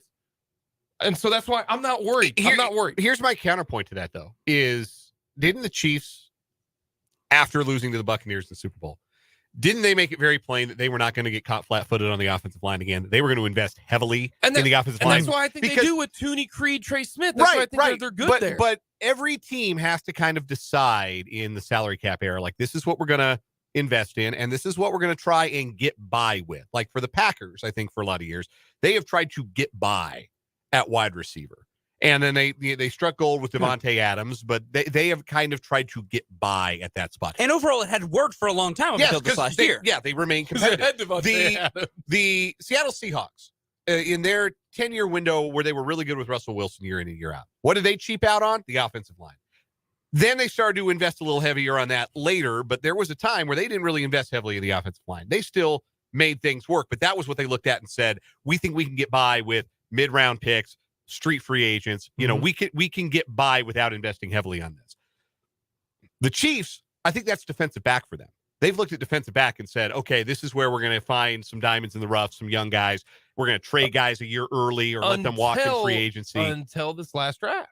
Well, no. I mean, I know they drafted one in the first round, but think about, 4th round, 7th round. Think about where L'Jarius Sneed was drafted. Think about how Charvarius Ward was acquired. Think about Rashad Fenton being drafted day 3 and then traded, moved on from before he got to free agency. They moved up 7 to go get a starter. So that's what I'm coming back to, though, with the offensive line for the Chiefs. Like they are going to invest in the offensive line. I don't think they're going to look at left tackle and say, we will be okay with 80% of Orlando Brown Jr. I think they will say, this is our benchmark of production. This is how good we have to be at left tackle if we're going to be a Super Bowl team. And that guy who can maybe be that on day 1 for them might be in the draft. It might be this year's edition of Trent McDuffie, where Brett Veach uses the 31st pick, maybe one of those extra 4ths, maybe his second, move up and go get a Darnell Wright from Tennessee. Go get a Peter Skoronski. Go get a, what's the dude who's built like a house from Ohio State? They got 2 of them. Oh, it's Paris Johnson's one. Paris Johnson. I'm trying to remember the other guy. I know exactly what you're talking about. Yeah. Because Paris Johnson's the smaller of the two, and he's still like 6'7", 310. Right. They're both built like houses. But maybe it's that guy that the Chiefs decide. No, I'm with you. Yeah, I'm with you. This is who we're going to go get, and this is going to be our left tackle. Yeah. All right, hoops. We got Big 12 tournament starting tomorrow. Yeah, we do. And then you've got Thursday. Thursday's the greatest day for Big 12 basketball. If you were like, I got nothing going on, go to Kansas City and go to all 4 of those games. They'll be fun. It's going to be awesome. All righty. KU. What do they have to do to get the number 1 in the Midwest? Doesn't matter if they're the number 1 overall, but with Alabama losing, Alabama has to win the SEC to get the overall number 1, in my opinion. See, I think you're overstating the impact of the conference tournaments.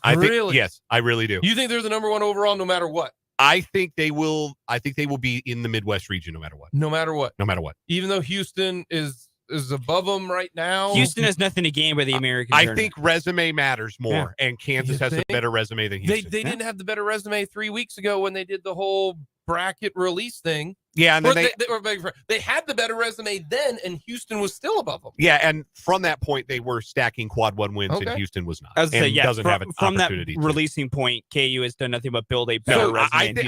I think the heavies are pretty well locked in. to where they're going. And Well, what if they're above Houston, they're the number 1 overall then. Yeah, them or Alabama. Like, and I think Bama's loss to Memphis might hurt that situation. You mean Bama's loss to A&M? And I think I think if Bama's number 1 overall, they're going south anyway. They'll go to Louisville, and then Kansas will be as number 2 seed go to the Midwest. So what does Kansas have to do? They got to beat West Virginia. They just got to make the semis. They got to show up. They got to not get in a bus wreck, and they'll be fine. So if they lose first game, yes, they're still number 1 in the Midwest. Unless West Virginia or Texas Tech proceeds to walk into Kansas City and beat KU by 50 points. Yeah, not even then. 2017, Frank Mason, Josh Jackson team. They lost to TCU in round 1 of the Big 12 tournament. TCU Still team. got number 1 seed in the Midwest region. Okay. So in Kansas City. The NCAA selection committee has shown consistently they don't really care about the conference tournaments. I really don't. For the heavies. I don't think they care about the conference tournament so much. I think only as far as bid thievery. I think they have to win 1 game. I think they got to beat West Virginia. I think if they beat West Virginia, they're good. And then and Houston obviously has to win the American. If Houston loses in the American, it's not even. Well, even if they win the American, like what do they prove? What does it prove? They go through East Carolina and Wichita State again. Well, they're 36-2. Like that's the reason why they were above playing the Washington Generals. I'm with you. I'm just going with what the facts were 3 weeks ago when they did that. I know, but I don't know what's changed. K-State. What does K-State have to do to go to Des Moines? I think they're going to get a friendly site either way. I think they're either going to Des Moines or Denver. I don't think the committee's going to throw them to Albany. So I think they're going to be in a good spot. But like if they want to be a 2 seed, I think reaching the semifinal will probably help their cause. Particularly just beat TCU. Yeah, if they beat TCU, especially if Texas or Baylor gets dumped early. I think that Baylor regular season loss to Iowa State to round it out probably knocks Baylor behind Kansas State, particularly because K-State swept Baylor. A lot of them have Baylor still as number 2 over K-State, and they got K-State at 3. K-State swept Baylor in the regular season. It doesn't make any sense to me. It doesn't make any sense to me. Royals. USA predictions, 65 wins. Over, under 65 wins for the Royals. I mean, if they pitch as bad as they did last year. Do you know what they went last year? We're at 68-94? Nope. 67? Nope. What was it? 65. Was it 65? It was 65. So no improvement, huh? No dead cat bounce, nothing like that? No, we are consistent. No, I'll go for a dead cat bounce. I think they go over 65. Okay, dead cat bounce. That's like a real negative saying. It is. It's a hugely negative saying. I have to see it to believe it. I have to see to believe that the changes the Royals are making to how they develop pitchers, how they coach their pitchers, I need to see that improvement to believe it. Ask me again. Give me the perfect example of a dead cat bounce. That is the example. If you drop a dead cat from a building, it will bounce. So it will bounce high. But how many minutes or how many wins? How many wins the dead cat bounce? Like 3 or 4. Okay. That's what I'm wondering. Yeah. How much is a dead cat bounce? Yeah, I got 69. I'll say they have a nice season. They win 69. Okay. All right. I'm with you on that one. Okay. Dan, what do you guys got today? We're going to talk to a lot of guests. We got Rick Peterson from TopSports.news coming on to talk state tournament. CJ Moore going to come on, talk Big 12 tournament. Ask him that question. Ask him, what does KU got to do to get the Midwest? Okay, he can tell he doesn't give a damn because he doesn't care about bracketology. That is also a fact. That's a CJ answer right there. All I know is low-key, CJ is very good at picking teams who he thinks going to win the whole thing. Mm-hmm. He doesn't, because I listened one time, he's not like fully built in on a team this year. Like he's like, there's not an elite team. I think most people would say that. This year, I would say that. This year might be someone like, remember when UConn won it with Kevin Ollie? They were a 7 seed. Shabazz Napier. UConn, Man, they might be a 7 seed winning the whole thing this year.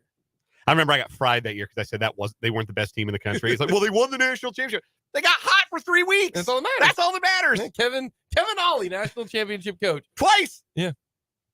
Twice. Well, he could get hired to manage a Dairy Queen now. He didn't win 2 national titles. Jim Calhoun won. Did Calhoun win the last one? Yeah, you're right. That's mine. Yeah. Still.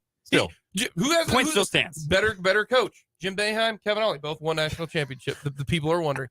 Coming up in the 2 o'clock hour, why the Chiefs need to sign Chris Jones to an extension. We'll get to that in the 2 o'clock hour.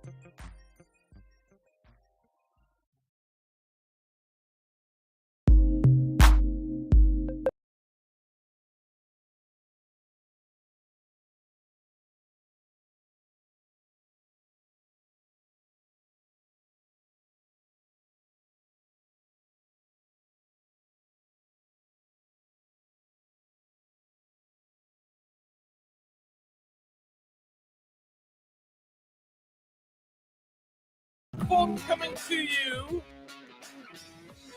on a Tuesday.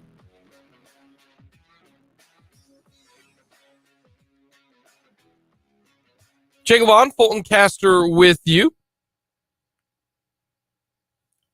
Some big news just happening. Doesn't involve the Chiefs, which is a surprise because they've had a lot of big news. We will get to what the Ravens are doing, but we got a lot to get to. We're going to talk Chris Jones, odds makers. We'll get to a little the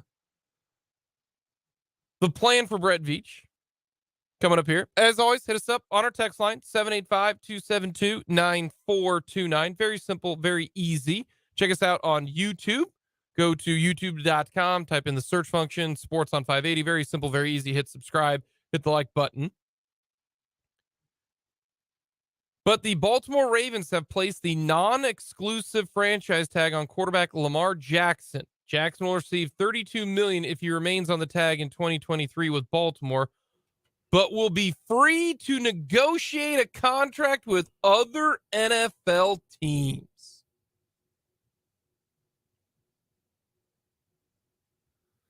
Our man Jason Fitzgerald from Over the Cap. I'm very surprised that the Ravens used the non-exclusive tag. They have every intention of keeping him given that. Only question is if a team can craft an offer that the Ravens can't match.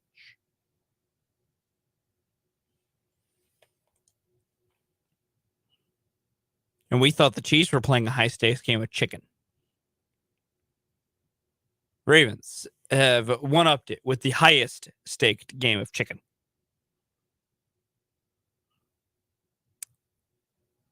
I think that's what they're doing. I think the Ravens are ready to move on.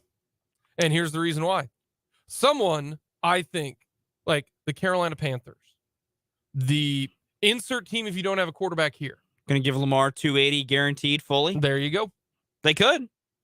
Because that's what the Ravens are doing. They're basically saying they want to keep Lamar. They want to do this. But I think they are using this as a window to go, we're also going to find a way to prove to you what you're asking for. No one's going to give it to you. I think that's what the situation is, and what the plan is all right, Lamar, you can talk to anyone else. And we're going to attempt to prove to you no one's going to give you a fully guaranteed $250 million plus deal better than what Sean Watson got. Matt Lombardo says, as others suggested, the Falcons' interest in Lamar Jackson is very real. The Ravens' Lamar Jackson deal talks with Atlanta progressed tremendously in Indy. Now, what's the compensation? 2 first-round picks. It is 2 first-round picks. 2 first-rounders. You must send 2 first-rounders to Baltimore if you sign Lamar Jackson to a long-term deal. Is that enough? What did Trey Lance got? 3 first-rounders? I don't know if San Francisco got 3 for that. Because, like, obviously they got the first-rounder swap they did to move up to 3. But that's just a swap. That doesn't really count as acquiring a first-rounder. That's just a pick swap. So do they get 2 additional first-round picks off that trade? San Francisco traded up to number 3 in the 2021 NFL draft and sent their 2021, that's the pick swap, 2022 and 2023 first-round choices, along with a third-round pick in the 2022 And how many spots draft. did they move up? Do you know from that? I don't remember. So basically, it's a flop. And then 2 extra first-rounders. So 2 first-rounders. Yeah. And then a third, which is kind of whatever. Well, it's not just 2. It's a switch. They don't have a switch here. It's just... No, you get 2 extra first-rounders on top of your current first-rounder. You're getting 2 new first-round picks if Lamar Jackson signs with the new team. So, hold on a second. I want to Like, you're getting 2 brand new first-round picks. So, for the... This is what... let's say Atlanta. Let's say Atlanta does it. So, Atlanta would be giving up the 8th pick. Yes. Then the Ravens would pick 8. In addition to whatever they are picking right now. So 8. Because I don't know where they are on the draft this year. 23rd. Okay. Could pick 8 this year. Yes. And then a first-round pick next year. I think that's how that works. I also don't know if they force teams like you have to find a way to give them 2 first this year. I don't think that is the rule. I think it's your 2 next first-round picks. I don't know the rule there. Like, I don't know if to do it, you also must give them 2 this year's draft first-rounders. I don't know if that's how that works. I don't think so. But, like, if it's just... Now, I also understand this, that the reason you get so many first-round picks when you traded it for the 49ers is because they're crazy cheap, right? They're super cheap for 5 years. Yeah. Well, Lamar Jackson's not going to be cheap. He's going to require $280 million or whatever it is. It's going to be a big number. So that does make a little bit more sense if you are Atlanta and you want them, that maybe it's going to cost you pick number 8 and then whatever it is next year in 2023 that you're going to end up. Yeah. You just give 2 first-round picks and pay Lamar a bag. That's what it will cost for any team to get Lamar Jackson. And then also at that same token, the Ravens can also match the contract. Mm-hmm. Like, Atlanta could be like, we're going to give him this. And Baltimore just goes, all right, we'll pay it to you now. Baltimore could just be saying, we'll pay him whatever it is. We just want to see, will someone else make the move? They're banking on that no other NFL team is going to go fully guaranteed. And then the Ravens can look at Lamar Jackson, and who's his own agent, and says, look, you ain't getting this from anybody else, Lamar. That's why we're not getting it for you. And it gets them some leverage back. Well, and I honestly think it's a I don't want to say a thank you, but this is a bone to Lamar Jackson. They have given Lamar Jackson a huge bone and says, hey, Lamar, we're willing to let you go wherever you want to go and get potentially whatever you want to get. And maybe the Ravens have a Orlando Brown situation for Lamar Jackson. They just have a line they're not going to cross. This is the line we're going to do. We're not going to go past it. Therefore, we will. But the difference is that not everybody is going to move high water and move everything for Orlando Brown, but they will for Lamar Jackson. There are teams that need a quarterback. Lamar is a former MVP. When he is healthy and able to perform, he's one of the most dynamic quarterbacks in the NFL. Like, if I'm Baltimore, this is not the worst move to make. No, making it non-exclusive. Yeah. Because if Lamar, and it's kind of being shown, that what Lamar wants, Baltimore just, as of now, is not willing to pay. Well, Baltimore basically can say, all right, Lamar, go see if you can get your deal, and then you're getting compensation if he walks away. You're getting 2 first-round picks, which then, guess what Baltimore can do? Because let's say Carolina or Atlanta grab him. Well, one of those first-round picks is going to be a top 10 pick this year. You know what you can do with the top 10 pick and a couple other draft assets? Move over to the top 5 and go get one of the top quarterbacks in this year's draft. Like, you know what will happen? Maybe the Colts go crazy and they go, we're getting Lamar Jackson. Okay, now the Ravens are picking a 4th overall. They can go get Bryce Young or CJ Stroud. Boom, done. Maybe you get 8th overall from Atlanta. Work out a trade with Chicago. Boom, number 1 overall. Boom, Bryce Young, CJ Stroud.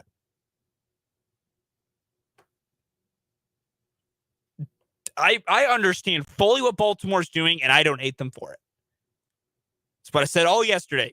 Players can have their lines, team can have their lines, and it's smart to have a backup plan, and that's what the Ravens have. And in all honesty, the other part to their game truly is they probably have a little bit of the mind of like, and we're about to prove to Lamar that what he wants, no one's going to give. Which goes back to this entire thing is, thank you, Cleveland, for screwing up quarterback contracts for 31 other teams.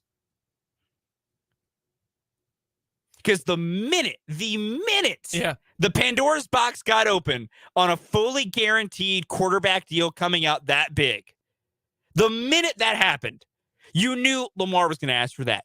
Joe Burrow should ask for that from Cincinnati. Depending on how his seasons goes, depending on how his next season goes, Justin Herbert should ask for that from LA. And go, no, give me that. I'm better than this dude. Give it to me. This also a note from Albert Breer. Ravens quarterback Lamar Jackson also controls his trade market now. Baltimore can't trade his rights unless he signs his franchise tender. And right now there's no motivation for him to do that. Next week should be very interesting. This is fascinating. Yeah, he can. It's essentially a no trade clause. Oh, okay, you're going to send me where? Or let's say it is the Falcons. And the Falcons are like, yeah, we'll give you this money. Lamar Jackson be like, yeah, I'm not going there. Yeah, I don't want to go to Atlanta. I don't like that roster, and no, I'm not doing that.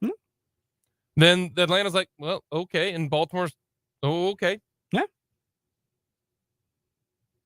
It is a fascinating situation. Yeah. Wow, didn't think that would occur. I really thought they might have gone with the exclusive franchise tag. It would have cost them more money, but then it's just we get another year to figure this out. But also, I think Baltimore wants to try. Baltimore wants to keep Lamar, and I think they want to use this as a way to maybe show Lamar his market is not what he thinks it is. Who's got multiple picks in the first round? Houston does. I know that. Philly does. But Philly doesn't need. Philly ain't gonna take quarterback. Houston. Seattle does, but they just paid Geno. Yep. Houston does, but you're in a spot where you can draft a quarterback and you can keep your draft picks. Yeah. And you don't have to pay. Yeah, and you're more than a quarterback away. But if you're Houston, I mean... You know who does? Detroit. Detroit has pick 6. They'd have to mess 18. With the Jared Goff contract to really make it fit, but... Yeah. Because Goff's cap hit is not fun, but you could technically do that. Who else could use a quarterback? The Colts. The Colts could do this. Yeah. They got Colts are on the board. Pick number 4. Carolina, do they just have 1 first-round pick this year? Yes. Okay. Carolina's on the board. Carolina, yep. Washington's on the board. EB could get his QB. Which would be fascinating. The Falcons. We know the Colts, Washington, the Falcons, the Panthers, the Texans. Vegas doesn't have the money up front, I don't think, to make it work. No. But Vegas needs a quarterback. And if Mark Davis could make it work, he would. Because that would be a splashy move. Yeah, I don't know if McDaniels would want that, though. I don't know. That's but fascinating. the thing is, Mark Davis was the kind of guy who would say, Matino, screw what you want. I'm about to create some headlines. I don't know. The entire situation is just incredibly fascinating.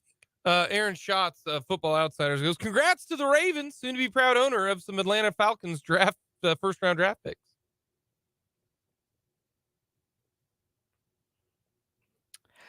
This just across the wire from Diana Rossini of ESPN.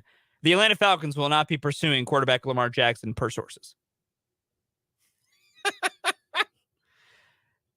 Man, Atlanta, you couldn't even let us have this. Couldn't just let us have a little fun. Wow. Desmond Ridder, you're good. Good luck, Desmond. So cross them off then. Yeah. Cross off Atlanta. Which I think would have been the best fit. Man. But I'm intrigued to see if anyone is willing to sign him, give up the 2 first-round picks, and pay that man a big contract. I am fascinated to see what's going to happen. And also, we'll know what the Ravens are not willing to spend, because if somebody does offer him 4 years, $250 million with $230 million guaranteed, and the Ravens say, nope, we'll take the draft picks, then we know that was their line. That was too much. Yeah, we weren't going to do that.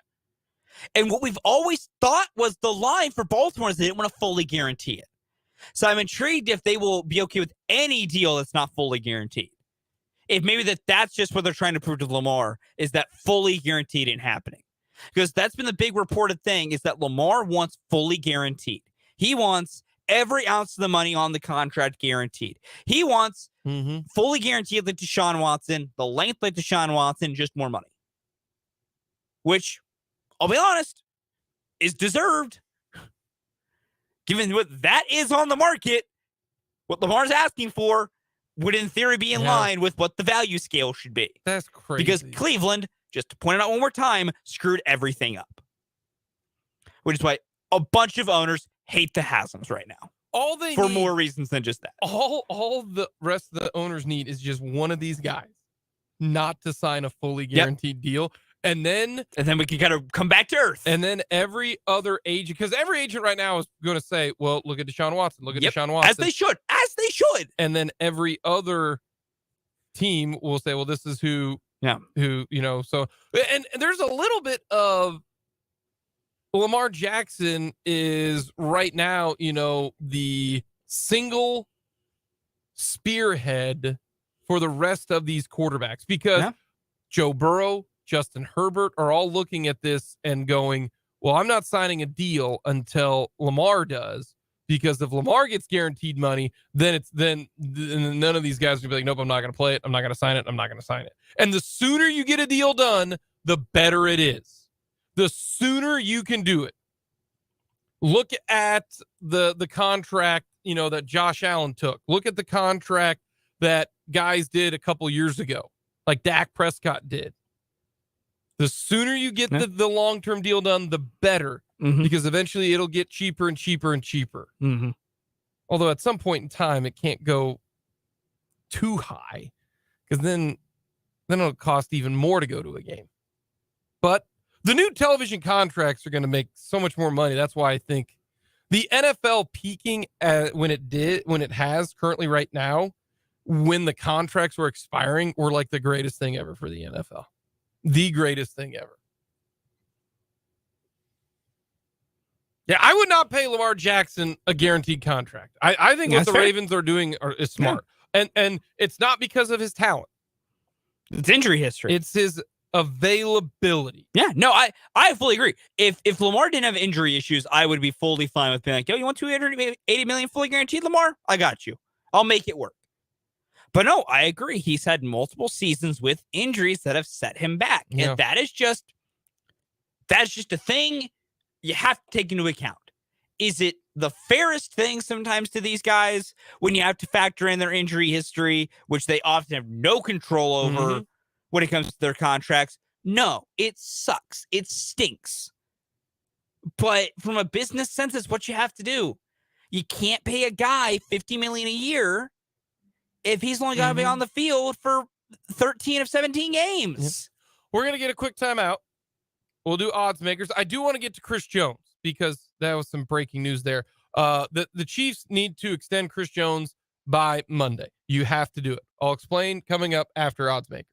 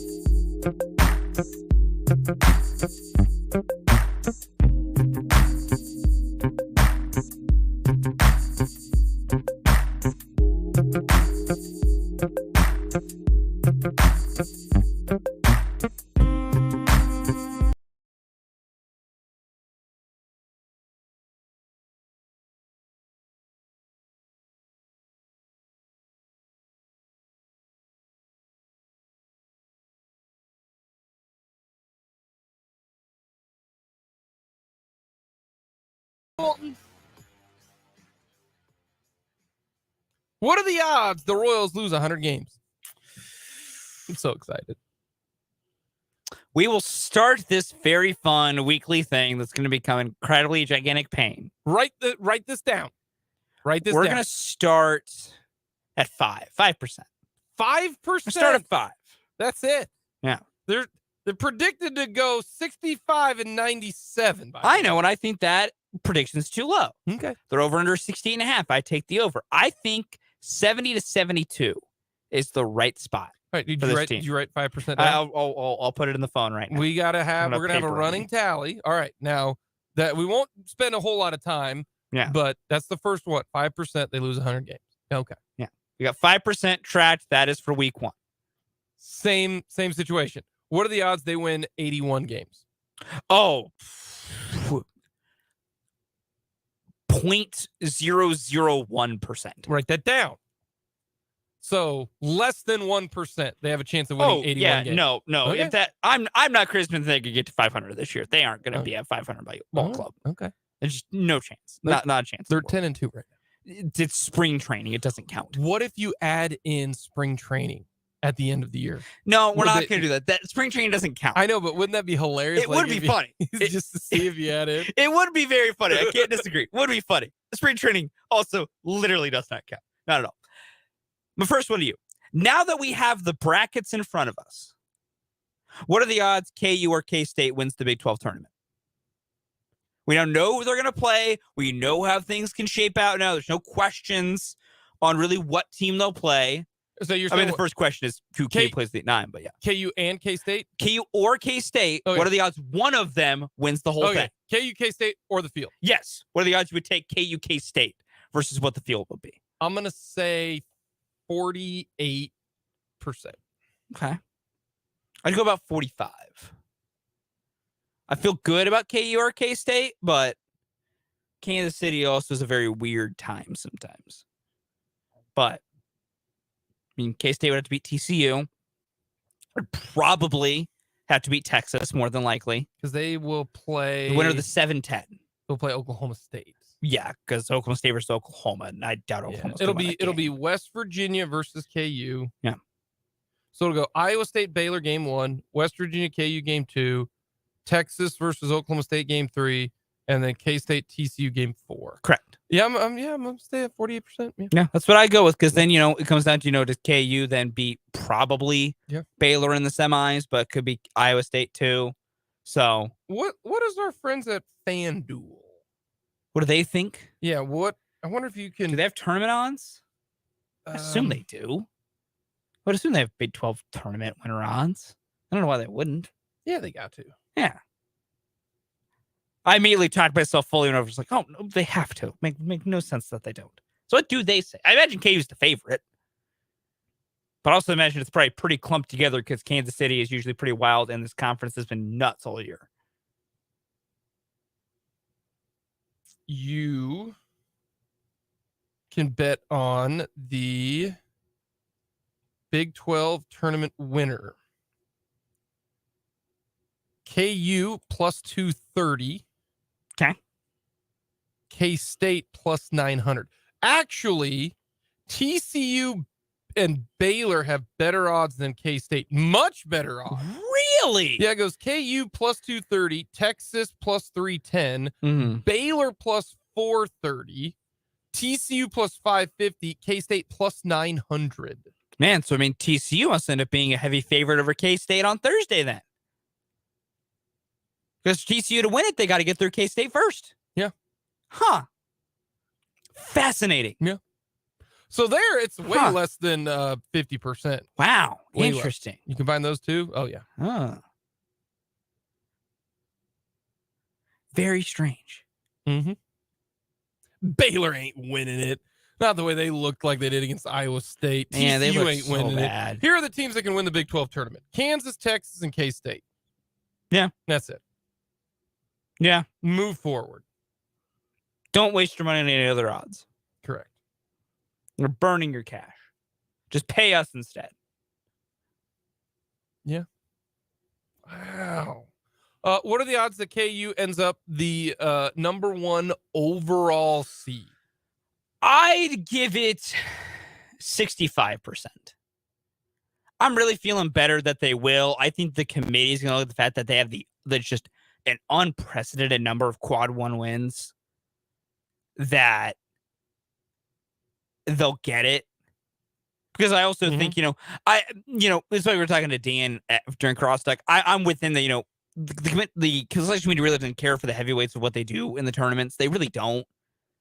But I also think KU will probably reach the finals, which stacks another couple nice wins on the resume. So I think KU can get it. It's going to come down to KU and Alabama for me. I don't think Houston's going to get it at this point. Are you ready for this? This just goes to show you how difficult the Big 12 tournament is. Yeah, hit me with it. You got to win 3 games. Yeah. That's it. 3. KU has better odds to go to the Final Four than win the Big 12 tournament. Because winning 3 games in 3 days versus this field is not easy. Yeah, I know. Like, even beating West Virginia or Texas Tech in round 1 on Thursday is not going to be fun. Yeah. Then you follow that up with either dealing with Baylor's guard trio, which as much as they can't defend, that guard trio is not fun to play, or you get into the rock fight with Iowa State. Yeah. Oh, and then what's your reward for winning those 2 games in a row? Probably dealing with K-State or Texas, who are also very good teams. There you go. Good job, guys. There's your reward. Or if you're K-State, all right, you got to battle through TCU. That's not going to be fun, but you should be able to do it, especially TCU without Eddie Lampkin probably, and it's still kind of banged up Mike Miles. All right, cool, you did that. All right, go beat Texas. Super hard to do. All right, K-State, you know what your reward is for doing that? You're probably going to go beat your in-state rival to win the championship. Mm-hmm. This tournament's so hard. What's the odds that KU wins the whole thing?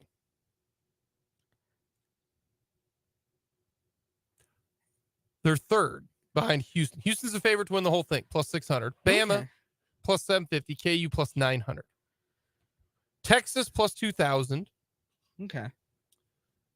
K-State, plus 550. Wow. Right behind Duke, plus 5,000. Okay. Or no, excuse me, plus 5,500. I apologize.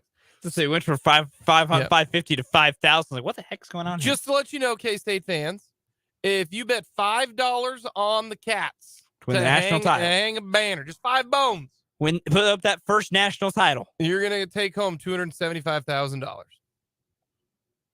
You could do it. Yep, there you go. You could do it, K-State fans. They could. They don't know if they should. But I don't think K-State can win a title. No. But it's really hard, this man. Is but if you get hot. Houston's not winning the title. Don't bet on Houston. Bama might be able to because they've got some dudes, but I think they just play too helter-skelter. I'll ask this real quick, and we're kind of off topic, but I'm just curious. What is your big reason for thinking Houston has no chance? I'm just curious. Because I don't think they've played a good enough schedule. And I think they're going to run into somebody that's going to shoot hot. Okay. That's what I'm going to go with. Okay. You picking Houston to win it all? I'm not going to pick Houston to win it all. I would say Houston's probably a Final Four team. Whatever. I get the whole schedule thing. I get they've had some games where they cut it close against the mid-level teams. I get it. I understand that. I do. That Houston team, though, is really well built. Here's a little tip for you I'm going to give to you. This is what you need to do gambling-wise, okay? I need you.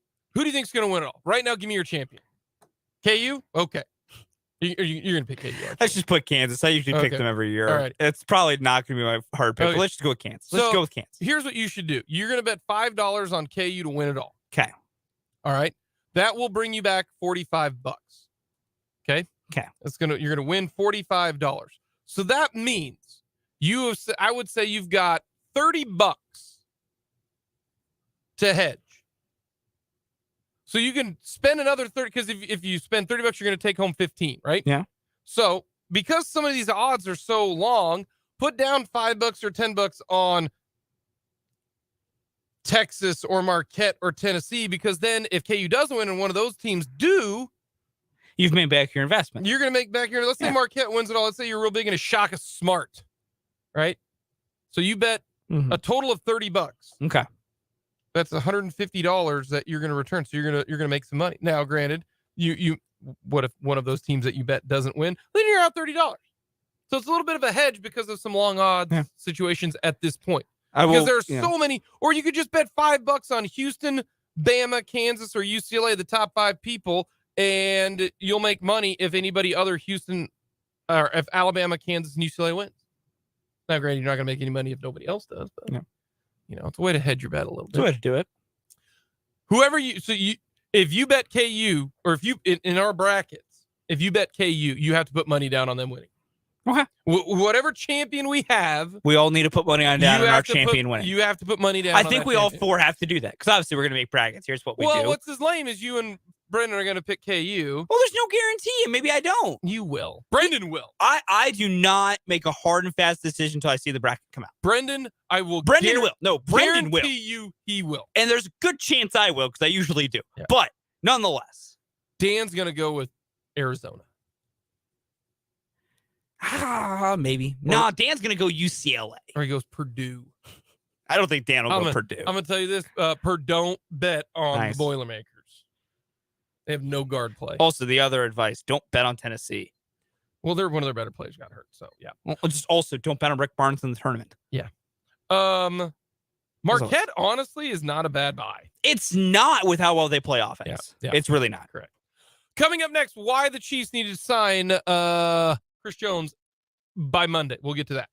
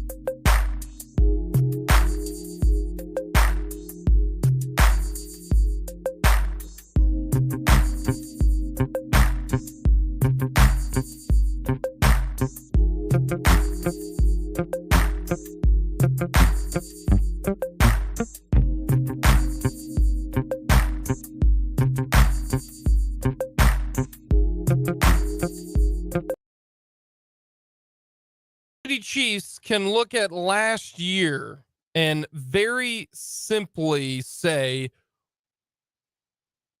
the free agent market changed last year, and it changed how we had to adjust our plan. And this is why they need to they need to extend Chris Jones right now. And Javon Hargrave just tweeted out 1 week away. Javon Hargrave is a terrific defensive tackle for the Philadelphia Eagles. Correct. He is going to go to free agency. Mm-hmm.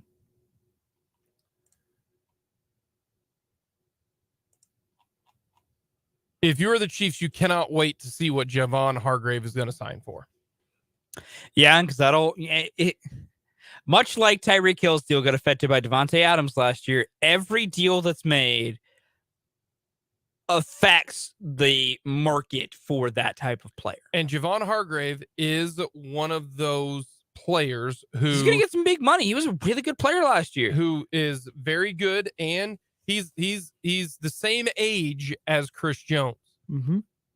So Javon Hargrave is the guy, because last year the Chiefs were going to keep Tyreek Hill. They were going to keep Tyreek Hill. They were going to offer him what they thought was top 5 money. Well, it turns out when Christian Kirk ended up signing a free agent deal with the Jaguars, and then Devontae Adams got traded, and those two deals, what occurred, and the Cooper Kupp deal, just reset the entire wide receiver market. It reset the market, and the Kansas City Chiefs were not willing to have a $31 million cap hit on Tyreek Hill. Yep. $31 million for one player who gets the ball thrown to him by Patrick Mahomes. You can pay $31 million to a player if that player is on a rookie quarterback, on a rookie contract, which Tua is for the Dolphins. It went from about a $23 million cap hit to a $31 million cap hit for the Kansas City Chiefs, essentially. Why is that a big deal? Very, very simple. That is $8 million. You know what you can get for $8 million bucks? The Kansas City Chiefs got two players for $8 million last year. Juju Smith-Schuster and Carlos Dunlap. Essentially, those guys were $8 million.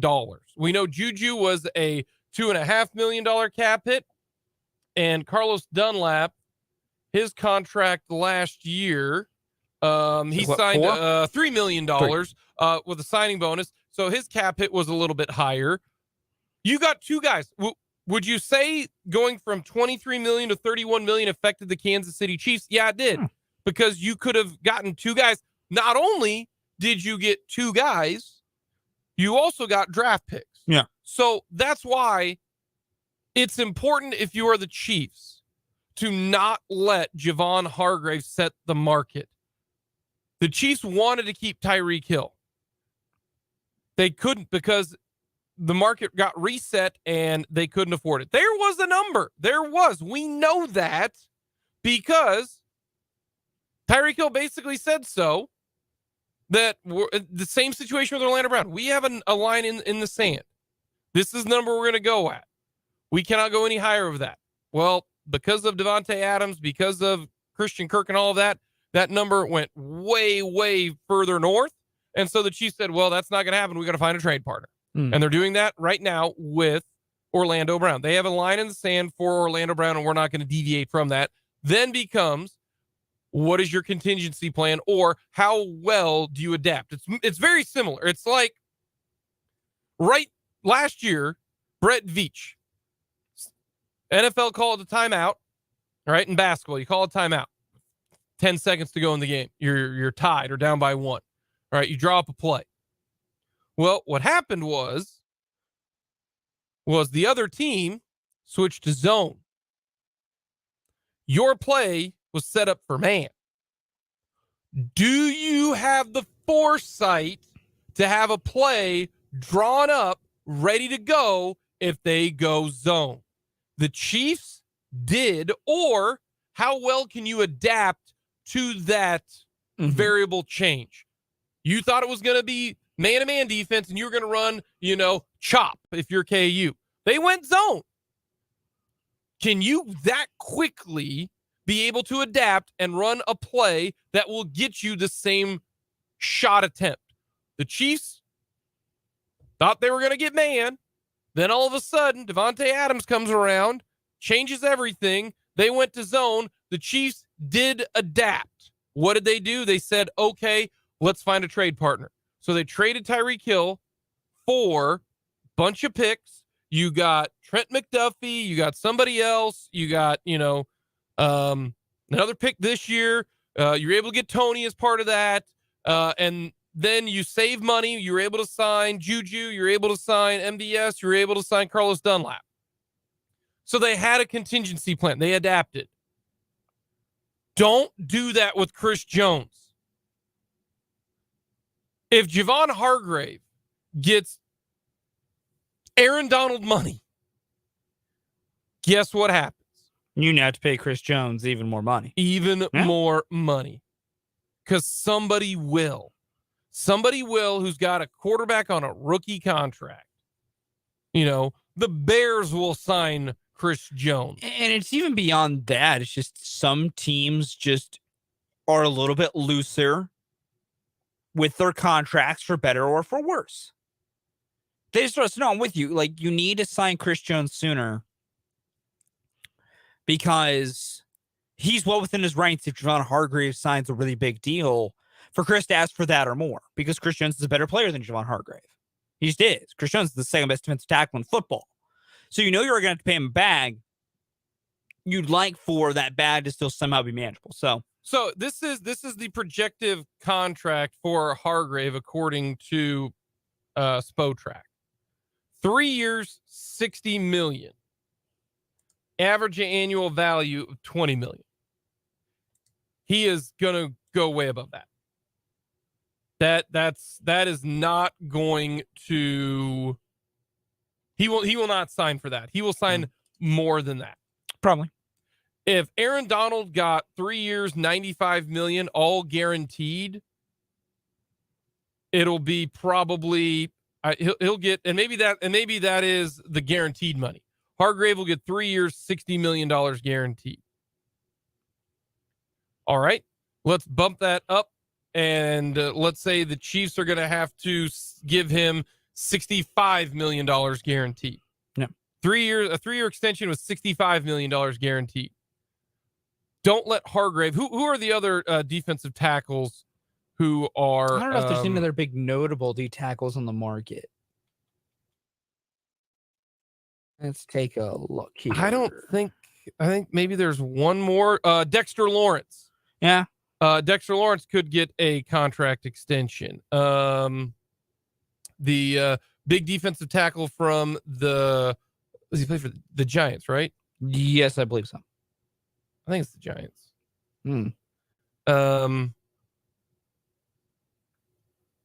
Who else potentially could get a big giant cap hit? But that's the whole point.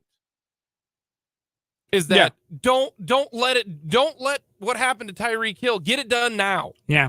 I mean, pay Chris Jones. That is the one thing that I will say right now. He is 29 years old. I think Chris Jones will be good for another 3 years. If there's one guy that you want to overpay, it is that guy. Don't overpay anybody on the offensive side. You've got Patrick Mahomes. Yeah. He's the one that makes it all work. Protect him, give him some decent weapons, you will be fine. And pray to God Travis Kelce still is good for the next couple of years. But on the defensive side, pay that man his money.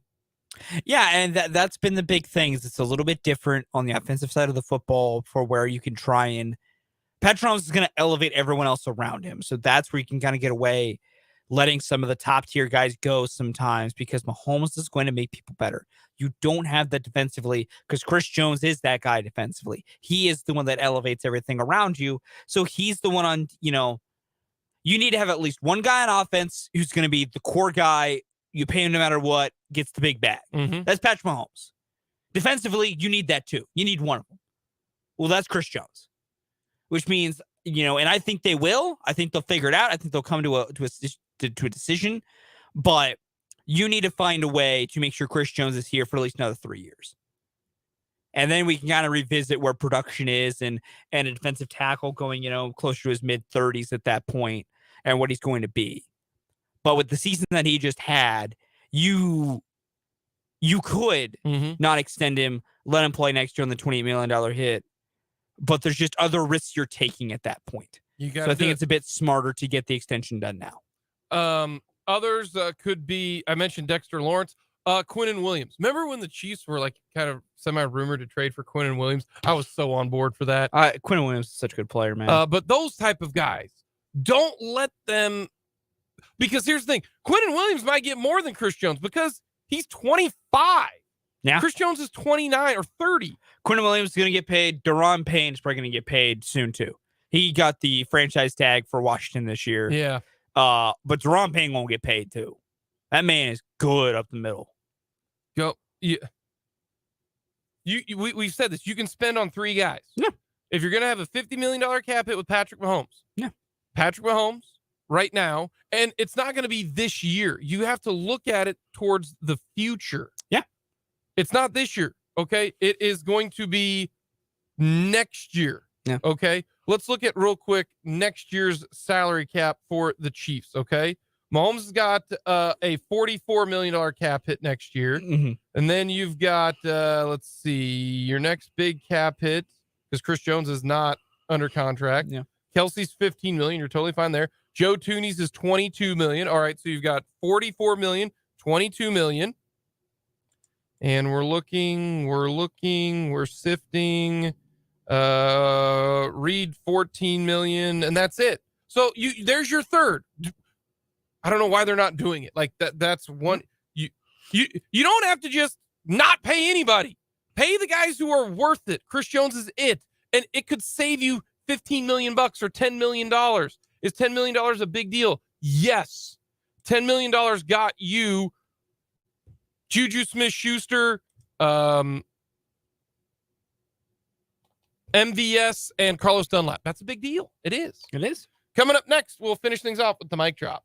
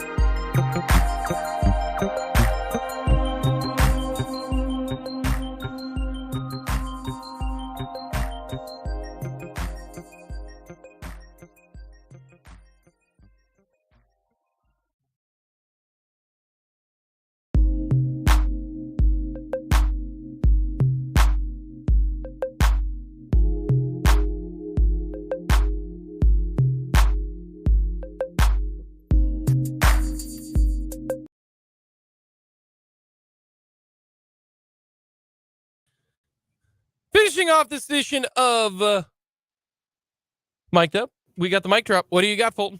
World Baseball Classic begins tonight, 10 o'clock on Fox Sports 1. We were our first game from out in Taiwan. Team Cuba is going to be in action. Ronald Bolaños is on Team Cuba. Royal great. He'll probably not pitch today. He's going to be somewhere in the rotation, I believe is the plan. Will you watch this? Yes, I will be watching this at 10 o'clock tonight. 100%. Yes. Gladly. Fulton. What I love about you and Brendan and Dan is, man, you guys watch just the most obscure stuff, man. I will be attempting to watch every single World Baseball Classic game. I mean, Brendan will watch Hawaii football. Yeah. Dan will So will watch Dan. Reds versus Pirates baseball. You guys So will are. I. That's pain, but I'll do it. You guys are ridiculous. Lamar Jackson might get what he wants. That's impressive. Coming up, we got 580 Sports Talk.